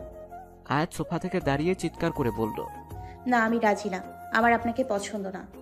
মা, তোমাকে এখন না, পরে বিয়ে দিই, থাকুক, আংটি পরিয়ে যাব আমরা। আনহাফের মা শারমিন বেগম, আন্টি, আপনি আমার কথা কি কিছু বোঝেন নাই? আমি আপনার ছেলেকে কখনো। প্রিন্সিপাল রুমে নেই, আনহাফ ছিল রুমে। আয়াত আনহাফকে দেখে চলে যেতে নিলেই আনহাফ এসেই আয়াতকে ধরে দরজা বন্ধ করে দেয়। আপনি দরজা কেন বন্ধ করছেন? আপনি কেন বিরক্ত করছেন? তুমি আমার কথা শুনো, আমি তোমাকে ছাড়া বাঁচবো না। আমি তোমাকে বড্ড ভালোবাসি, প্লিজ আমাকে আপন করো, আমি তোমাকে কখনো কষ্ট দিব না। আয়াতকে বুকে জড়িয়ে ধরে বলে। আয়াত আনহাফকে ধাক্কা মেরে নিজের থেকে সরিয়ে থাপ্পড় মারে। আপনার সাহস কি করে হয় আমাকে জড়িয়ে ধরার? হ্যাঁ, আমি কতবার বললাম আমি আপনাকে ভালোবাসি না। আপনি ভালোবাসলে কি হবে? আমাকে ভালোবাসতে হবে। আমি আপনাকে কখনো ভালোবাসবো না, বুঝেছেন? আয়াত দরজা খুলে চলে যায়। আনহাফের চোখ প্রচন্ড লাল হয়ে আছে, যেন কোনো আগুনের ফুলকি। তুই শুধু আমার, তোকে ভালো করে বলছি, ভালো লাগেনি। এবার আমার খারাপ রূপটা দেখবি। দেখ তো এবার আমি কি করি। তুমি এখানে কেন? আয়াত ক্লাসে যাওয়ার সময় কথাটা পেছন থেকে নীলাদ্র বলল। আয়াত পেছনে তাকিয়ে, আমার একটু কাজ ছিল। ও, ঘোরাঘুরি না করে ক্লাসে যাও। কেন, আপনার কি? শাট আপ, বেশি কথা না বলে যাও। আয়াত ভেঙচি কেটে চলে আসলো। এই নীলাদ্রকে দেখলে আয়াতের যতই মন খারাপ হোক না কেন, কেন যেন হাসি চলে আসে। কেমন এক অদ্ভুত ফিলিংস ও লজ্জা করে, আবার ভালো লাগে। আয়াত বুঝতে পারে না এটা কেমন ফিলিংস। আয়াত মনের অজান্তেই নীলাদ্রকে ভালোবেসে ফেলেছে, তা বুঝতে পারে না। আয়াত ক্লাসে চলে আসে। পাগল মেয়ে, আমাকে সবসময় লুকিয়ে লুকিয়ে দেখে, আবার সামনে আসলে লজ্জা পায়। কথায় নীলাদ্র বলেই হাসতে হাসতে ক্লাসে চলে গেল। আনহাফ আয়াতদের ক্লাসে এসে পড়া নেওয়ার বাহানায় আয়াতের কাছে যায়। এই, তুমি বলো পড়াটা। জি। আয়াত পড়া বলার সময় আনহাফ আয়াতের কানে কানে, আমাকে বলতে আসছে বের হন বাসা থেকে, নাহলে ঘাট ধাক্কা দিয়ে বের করবো। মুখ সামলে, আয়াতের নামে আর কোনো বাজে কথা না। আর যদি তুই আয়াতে। ছি, এই আপনার ভালোবাসা? কিভাবে আয়াতের নামে এইসব বলেন? আরে এতদিন যা করছে আয়াত না করছে, তাই পেছনে পড়ছে। সবাই নিজের দাপট দেখানোর জন্য। নো মোর ওয়ার্ডস, গেট আউট। সবাই মুক্তাদির বাড়ি থেকে চলে আসে। আয়াতের মা বাবা দুজনেই অসুস্থ হয়ে পড়ে। সবাই আয়াতের বাসায় যায়। আয়াতের মা বাবার সাথে আয়াতের মামা মামি ও তিথির মাও বাসায় থাকে। শুভরা নীলাদ্ররা সবাই আয়াতকে খুঁজতে থাকে। পুলিশও তালাশি করছে আয়াতের। সবাই হন্যে হয়ে আয়াতকে খুঁজছে। আয়াতের জ্ঞান ফিরতেই দেখে অচেনা এক রুমে আয়াত শুয়ে আছে। আয়াত দরজার কাছে যেতেই দেখলো দরজা বাইরে থেকে বন্ধ। আয়াত পুরো রুম ভালো করে দেখতে থাকে যে কোনো দিক দিয়ে পালানো যায় নাকি, কিন্তু না, সব দিক দিয়ে বন্ধ। এ ঘর থেকে পালানো সম্ভব না। দরজা ধাক্কা দিতে দিতে বলে, কে আপনি? আমায় কেন আনছেন? প্লিজ আমায় যেতে দিন, দরজাটা খুলুন। তখনই দরজা খুলে রুমে আনহাব প্রবেশ করে। কি ডার্লিং, এভাবে চিল্লাচ্ছে কেন? Relax baby. আয়াত রেগে আনহাবকে কষিয়ে একটা থাপ্পড় মেরে বলল, হাউ ডিয়ার ইউ! কোন সাহসে আমাকে তুলে আনলেন? আনহাব আয়াতকে দেয়ালে চেপে ধরে বলল, বলছিলাম আমি তোকে আমার যেটা চাই মানে চাই, জোর করে আমি তা করে ছাড়বো। এখানে তোকে বিয়ে করতে আনছি, বুঝছস? আমি মরে গেলেও তোর মতো ছেলেকে বিয়ে করব না। তুই বিয়ে না করলে জোর করে করব। বলেই আনহাব আয়াতকে ধাক্কা দিয়ে বিছানায় ফেলে দরজা আটকে চলে যায়। আয়াত রুমে চুপচাপ বসে কিছু ভাবতে থাকে। তখনই কতগুলো মেয়ে রুমে ঢুকলো। আয়াত দেখে বুঝতে পারে যে আয়াতকে সাজাতে এসেছে। আয়াত চুপ করে বিয়ের সাজে সেজে নেয়। আয়াতকে দেখতে পুরোই অপসরা লাগছে। মেয়েগুলো নিচে যেতেই আনহাব রুমে ঢোকে। কি ব্যাপার, এত খুশি কেন? তখন তো বিয়ে করতে চাইছিলে না? আমার বিয়ে নিয়ে অনেক স্বপ্ন, তাই আজকের দিনে মন খারাপ করতে চাই না। এখন তো বুঝলে, আগে যদি মানতে তাহলে পরিবার বাদে বিয়েটা হতো না। তখন তো বুঝি নাই। যান, আপনি গিয়ে রেডি হন আর আমার রুমে খাবার দিতে বললেন। ওকে। আনহাব মুস্কি হেসে আয়াতের রুম থেকে চলে যায়। আয়াতের রুমের লক এবার আর লাগায়নি। আনহাব রুম থেকে বের হতেই আয়াত বাইরের পরিবেশ দেখল। সবাই সবার কাজ নিয়ে ব্যস্ত। তখনই এক মেয়ে রুমে খাবার নিয়ে আসে। আয়াত মেয়েটাকে নিচ থেকে লবণ আনতে বলে। মেয়েটা যেতেই আয়াত গহনা সব খুলে দরজার পেছনে লুকিয়ে পড়ে। মেয়েটা রুমে আসতেই মেয়েটার পিছনে মাথায় আঘাত করে এবং অজ্ঞান করে মেয়েটার শাড়ি নিচে পড়ে মেয়েটাকে বিয়ের লেহেঙ্গা পরিয়ে মেইন দরজা দিয়ে বের হবে। তখনই পেছন থেকে সার্ভেন্টের ডাক। আমি বাইরে থেকে আসছি কিছু বাজার নিয়ে। সার্ভেন্টটা আয়াতকে চিনতে পারেনি, তাই আয়াত তাড়াতাড়ি বাইরে বের হয়ে রাস্তায় দৌড়াতে থাকে। জায়গাটায় বেশি লোক নাই, কোনো বাড়িও নাই। শহর ছেড়ে গ্রামের শেষে শুনশান জায়গা। আবার কিছু চেনে না, তাই আয়াত দৌড়াতে দৌড়াতে কেউ আছে কিনা দেখতে থাকে, যাতে করে কারো কাছে সাহায্য চাইতে পারে। হঠাৎ আয়াতের সামনে একটা গাড়ি থামে। আয়াত আনহাব আসছে মনে করে পালাতে যাবে, তখনই ওই নীলাদ্রকে দেখে দৌড়ে নীলাদ্রের কাছে যায়। আপনি চলুন এখান থেকে, আহনাফ চলে আসবে। ও আমাকে জোর করে বিয়ে করতে চায়। আমি থাকতে আহনাফ তা করতে পারবে না। ডোন্ট প্যানিক, আমি আছি, চলো। নীলাদ্র আয়াতকে গাড়িতে বসিয়ে বাসার উদ্দেশ্যে গাড়ি চালাতে থাকে। দুজনের মুখেই কোনো কথা নেই। আয়াত সিটে গায়ে এলিয়ে দেয়। এদিকে আনহাফ রেডি হয়ে আয়াতের রুমে গিয়ে দেখে আয়াত নেই। ও বুঝতে পারে আয়াত ওর সাথে নাটক করছে। আনহাফ তার দরবল নিয়ে আয়াতকে খুঁজতে বের হয়। আনহাফ খুঁজতে খুঁজতে নীলাদ্রের গাড়ি দেখে। ওদের গাড়ির সামনে ব্রেক কষে। হঠাৎ গাড়ির সামনে আসতেই নীলাদ্র গাড়ি থামায়। আয়াত আনহাফকে গাড়ি থেকে নামতে দেখে ভয় পেয়ে যায়। আনহাফকে দেখতে হিংস্র লাগছে, আবার হাতে বন্দুক ছিল। নীলাদ্র ও আয়াত গাড়ি থেকে নামে। আনহাফ আয়াতের দিকে তেড়ে আসতেই নীলাদ্র আয়াতের সামনে গিয়ে দাঁড়ায়। আনহাফ নীলাদ্রকে ঘুষি মেরে নিচে ফেলে দেয়। নীলাদ্র ও আনহাফকে উঠে মারতে থাকে। আনহাফ ও নীলাদ্রের মধ্যে মারামারি শুরু হয়। আয়াত দুজনকেই থামাতে চাইছে, কিন্তু পারছে না। এর মধ্যেই আয়াতের পরিবার ও পুলিশ হাজির হয়। আনহাফকে পুলিশ অ্যারেস্ট করতে গেলে আনহাফ আয়াতকে টেনে নিয়ে আয়াতের মাথায় বন্দুক ধরে। আমার না হলে কারণ না, ওর জন্য আমি কি করি নাই, কেন আয়াতকে আমার হতে দিচ্ছেন না? আমার মেয়েকে ছাড়ো। গুলি বের হয়ে যাবে আহনাফ। না ইন্সপেক্টর, একদম আমার কাছে আসবেন না, গুলি চালিয়ে দেব। তখনই আনহাফের গুন্ডারা এসে সবাইকে ধরে নিয়ে আনহাফের বাংলোতে নিয়ে যায়। সবার দিকে আনহাফের গুন্ডারা বন্দুক তাক করে রাখে। আনহাফ আয়াতকে বাংলোতে নিয়ে সবার সামনে থাপ্পড় মারে। আয়াত থাপ্পড়ের তাল সামলাতে না পেরে নিচে পড়ে যায়। আনহাফ চিল্লিয়ে বলে, তোর জন্য আমি সব ছাড়ছি, তোকে ভালো মতো আপন করতে চাইছি না, তুই আমাকে খারাপ বানাইলি। কি করছেন আপনি? আমার জন্য আমাকে ভালোবাসলে আমাকে শান্তিতে বাঁচতে দিচ্ছেন কি? আয়াত আবার চিল্লিয়ে বলে ওঠে, আপনি আমার পরিবার ও আমার আপনজনকে বেঁধে রাখছেন, আমার গায়ে হাত তুলছেন, আমার ইচ্ছেকে মেরে ফেলছেন। আনহাফ আয়াতকে ধাক্কা দিয়ে বলল, জানতে চাস আমি কি করছি? হ্যাঁ, জানতে চাই। তবে শোন। ফ্ল্যাশব্যাক। আমাকে দিন। ফর্ম প্লিজ তাড়াতাড়ি। কখন থেকে আমি দাঁড়িয়ে আছি, আমাকে না দিয়ে অন্য কাউকে কেন দিচ্ছেন? আয়াত আজ কলেজে ভর্তি হতে আসছে। 30 মিনিট ধরে ফর্ম চাইছে, কিন্তু ওকে দিচ্ছে না। ও ফ্রেন্ডদের সাথে আসছে, আকরাম সাহেব আসলে এতক্ষণে ভর্তি হয়ে যেত। কিন্তু আয়াত আকরাম সাহেবকে বলেছে ও একাই পারবে, কিন্তু এখানে এসে ফেসে গেছে। এক বস্তা বিরক্ত নিয়ে আয়াত দাঁড়িয়ে রইল। অন্যদিকে আয়াতের বিরক্ত মাখা মুখ দূরে দেখে কেউ প্রেমে পড়ে গেছে। আনহাব বাবার কলেজের কিছু কাজ সামলে আসছে। কেবিনে যাওয়ার সময় আনহাব এক মিষ্টি কণ্ঠে থেমে যায়। সামনে চেয়ে দেখে একটা বোরকা পরা কিউট মেয়ে বিরক্ত নিয়ে কথা বলে দাঁড়িয়ে আছে। এক মুহূর্তে আনহাফের মনে হলো কোনো এক ঘোরে আছে। আনহাব সেখান থেকে দাঁড়িয়ে আয়াতকে দেখতে লাগলো। প্রায় 1 ঘন্টা পর আয়াত ফর্ম পেল। আয়াত ফর্ম পূরণ করে আবার কাউন্টারে 30 মিনিটে লাইনে দাঁড়িয়ে থেকে ভর্তি হয়ে বাসায় চলে যায়। আনহাব এতক্ষণ আয়াতের দিকে মুগ্ধ নয়নে তাকিয়েছিল। আনহাব কলেজের কাজ করে বাসায় আসে, কিন্তু কিছুতেই ওই মায়াবী মুখটা ভুলতে পারছে না। কয়েকদিন চলে যায়, তারপরও আনহাব ওই মেয়েটাকে ভুলতে পারেনি। আনহাফের মন শুধু ওই মেয়েটাকেই খুঁজে চলেছে। আনহাব তার লোককে ওই কলেজের সব ফর্ম বের করতে বলে। আনহাব ফর্ম থেকে আয়াতকে খুঁজে বের করে, আয়াতের ব্যাপারে খোঁজ দেয়।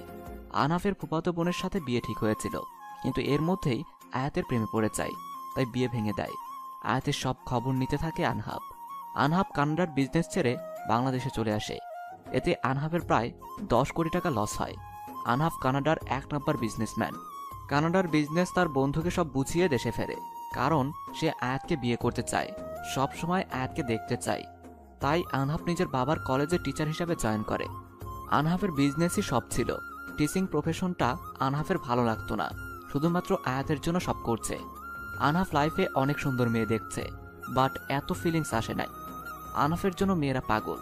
আনহাব দেখতে কোনো নায়কের চেয়ে কম না, কিন্তু তারপরও আনহাব নিজেকে আয়াতের মতো করে তৈরি করে। বর্তমান তোর জন্য আমি বিলাসবহুল জীবন ছাড়ছি। তোকে কাব্য চৌধুরী আইডি থেকে মেসেজ দিতাম, কারণ তোর পছন্দ বলে সব করছি তোর জন্য। তুই আমাকে না ভালোবেসে অন্য কাউকে ভালোবাসিস। তুই সেটেল হওয়ার পর আমি তোকে বিয়ে করতাম, কিন্তু যা শুরু করছিলি তাই আমি বিয়ের প্রস্তাব দিই, তুই সেটা রিজেক্ট করিস। তাই আমি জোর করে এত কিছু করি। আর কি করব, তোর জন্য তোকে যে পাগলের মতো ভালোবাসি। আয়াত সবকিছু শুনে স্তব্ধ হয়ে যায়। ও ভাবতেই পারে না যে আনহাব ওকে এত ভালোবাসে, কিন্তু আয়াতও বা কি করবে? আয়াতও যে নীলাদ্রকে ভালোবাসে। আয়াতকে চুপ থাকতে দেখে আনহাব বলে, এই নীলাদ্রই পথের কাটাও না থাকলে আয়াত আমার ওর জন্যই সব হয়েছে। বলেই আনহাব নীলাদ্রের দিকে গুলি ছোড়ে। নীলাদ্র বলেই আয়াত দৌড়ে গিয়ে নীলাদ্রের সামনে দাঁড়ায়। গুলি আয়াতের বুকে গিয়ে বেঁধে। নীলাদ্র আয়াতকে বুকে জড়িয়ে। আয়াত! সবাই আকস্মিক ঘটনায় অবাক হয়ে যায়। কেউ ভাবতে পারেনি আয়াত নীলাদ্রের সামনে চলে আসবে। সবাই আয়াত বলে চিৎকার করে ওঠে। সবাই আয়াতের দিকে ছুটে আসে, কান্না করতে করতে। মামনি, তুই কি করলে? আয়াত, মা আমার, চোখ খোল। বলেই রুবিনা বেগম অজ্ঞান হয়ে যায়। আয়াতের মামি রুবিনা বেগমকে ধরে। সবাই আয়াতকে ধরে কান্না করতে থাকে। আনহাব ভাবেনি যে আয়াত এমন একটা কাজ করবে। আনহাব থ মেরে বসে আছে। আনহাবের যেন জীবনটাই বের হয়ে গেছে এমন মনে হচ্ছে।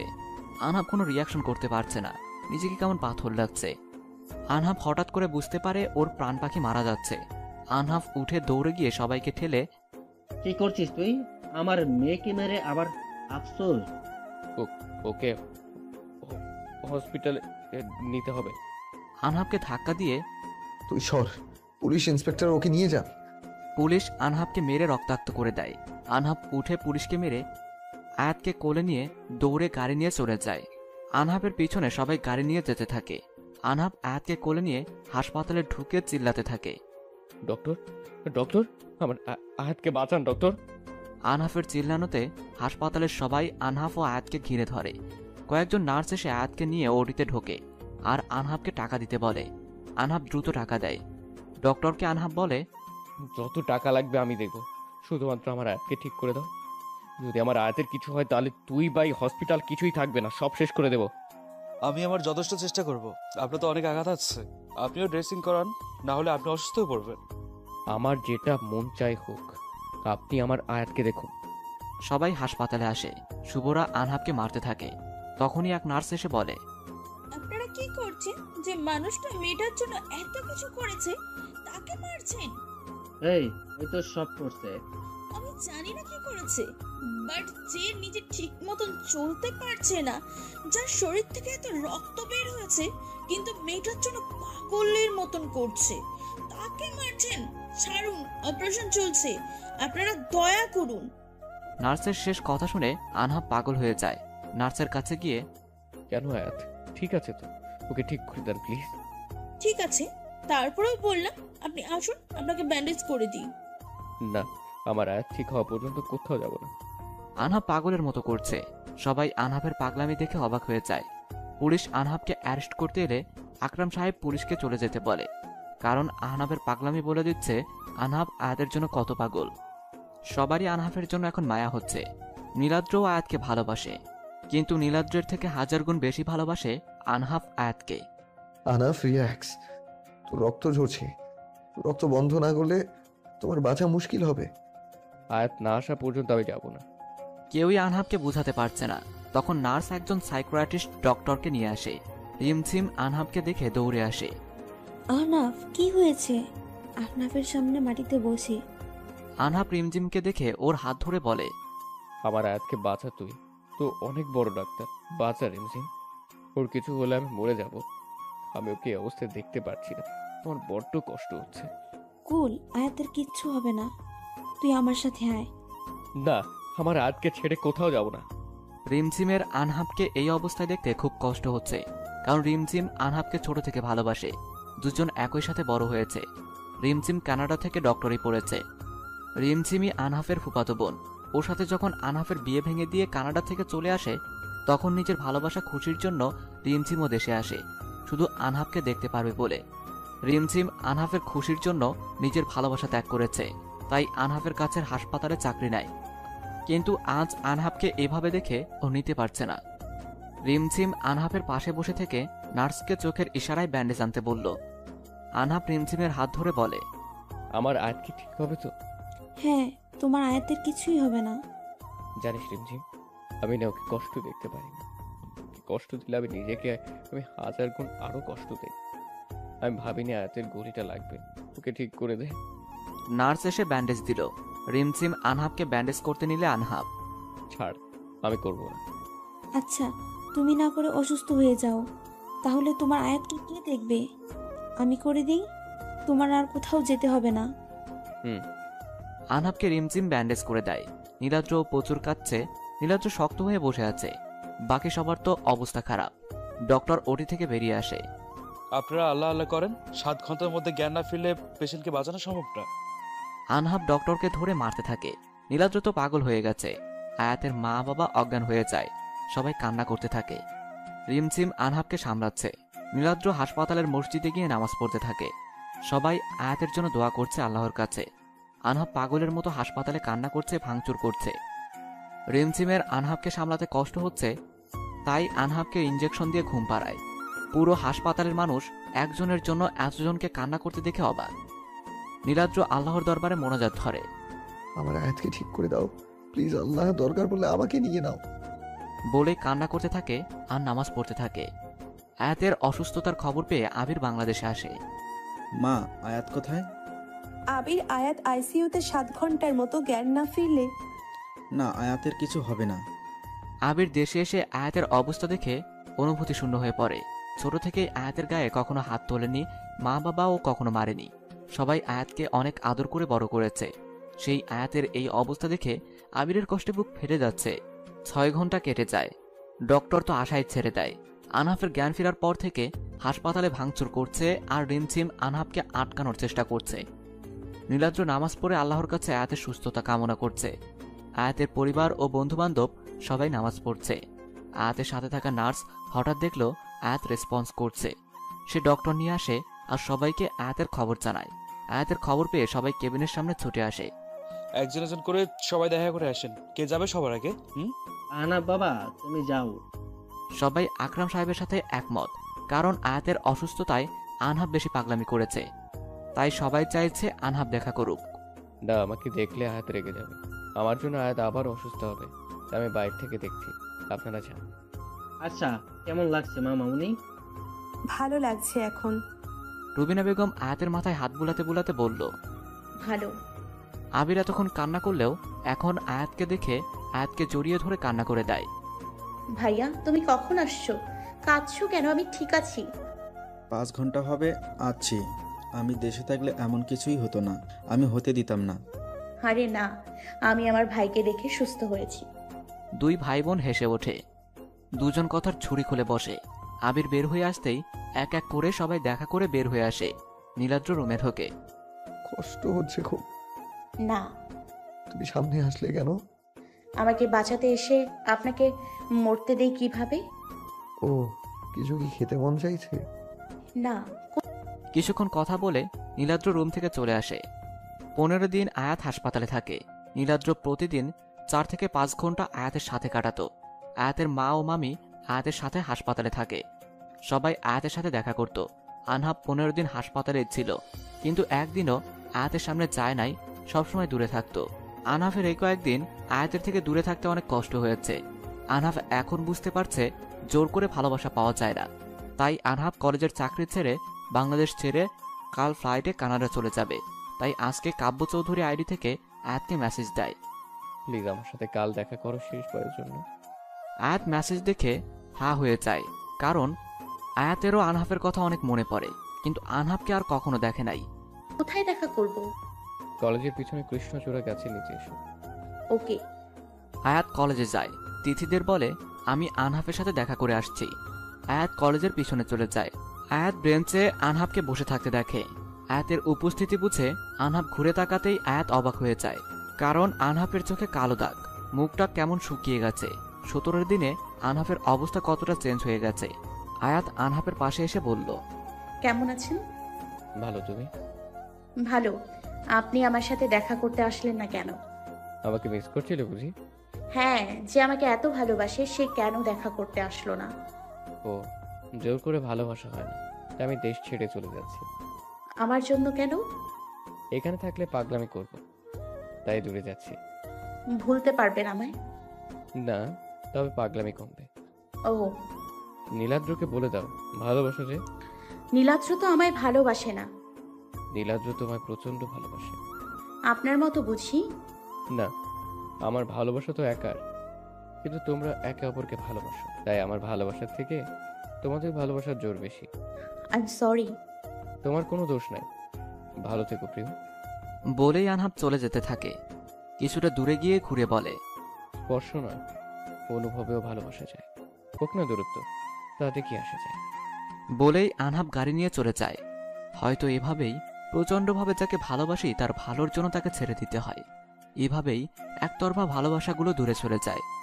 আনহাফের সাথে রিমঝিম ও ভালোবাসার টানে কানাডা চলে যায়। আয়াত বাসায় চলে আসে। পরিবার, বন্ধু বান্ধব ও কলেজে ভালোই দিন চলে যায়। প্রায় 7-8 মাস পর আয়াতের বার্থডের দিন আয়াত কলেজে যায়। কলেজে ঢুকে তিথিরা কোথায় যেন যায়, তাই আয়াত ক্লাসের দিকে যায়। ক্লাসরুম ফাঁকা, কেউ নেই। তখনই সবাই চিল্লিয়ে বার্থডে উইশ করে। নীলাদ্র আয়াতের সামনে ফুলের তোড়া নিয়ে হাঁটু ভেঙে বসে। আমি তোমার শেষ বিকেলে আরো হতে চাই, আমি তোমার দুঃখের সাথী হতে চাই। I love you. Do you love me? সবাই আয়াতকে হ্যাঁ বলতে বলে দেয়। Yes, I love you. বলেই আয়াত নীলাদ্রের থেকে ফুলের তোড়া নিয়ে নেয়। এভাবেই নতুন এক ভালোবাসার অধ্যায় শুরু হয়। এভাবেই কারোর ভালোবাসার প্রাপ্তি ঘটে, আর কেউ দূর থেকে ভালোবেসে যায়। হ্যালো বন্ধুরা, আমাদের গল্পটি কেমন লেগেছে অবশ্যই কমেন্ট করে জানাবেন, এবং আরো নতুন নতুন গল্প পেতে আমাদের চ্যানেলটি সাবস্ক্রাইব করে পাশে থাকা বেল আইকনটি ক্লিক করুন। ধন্যবাদ।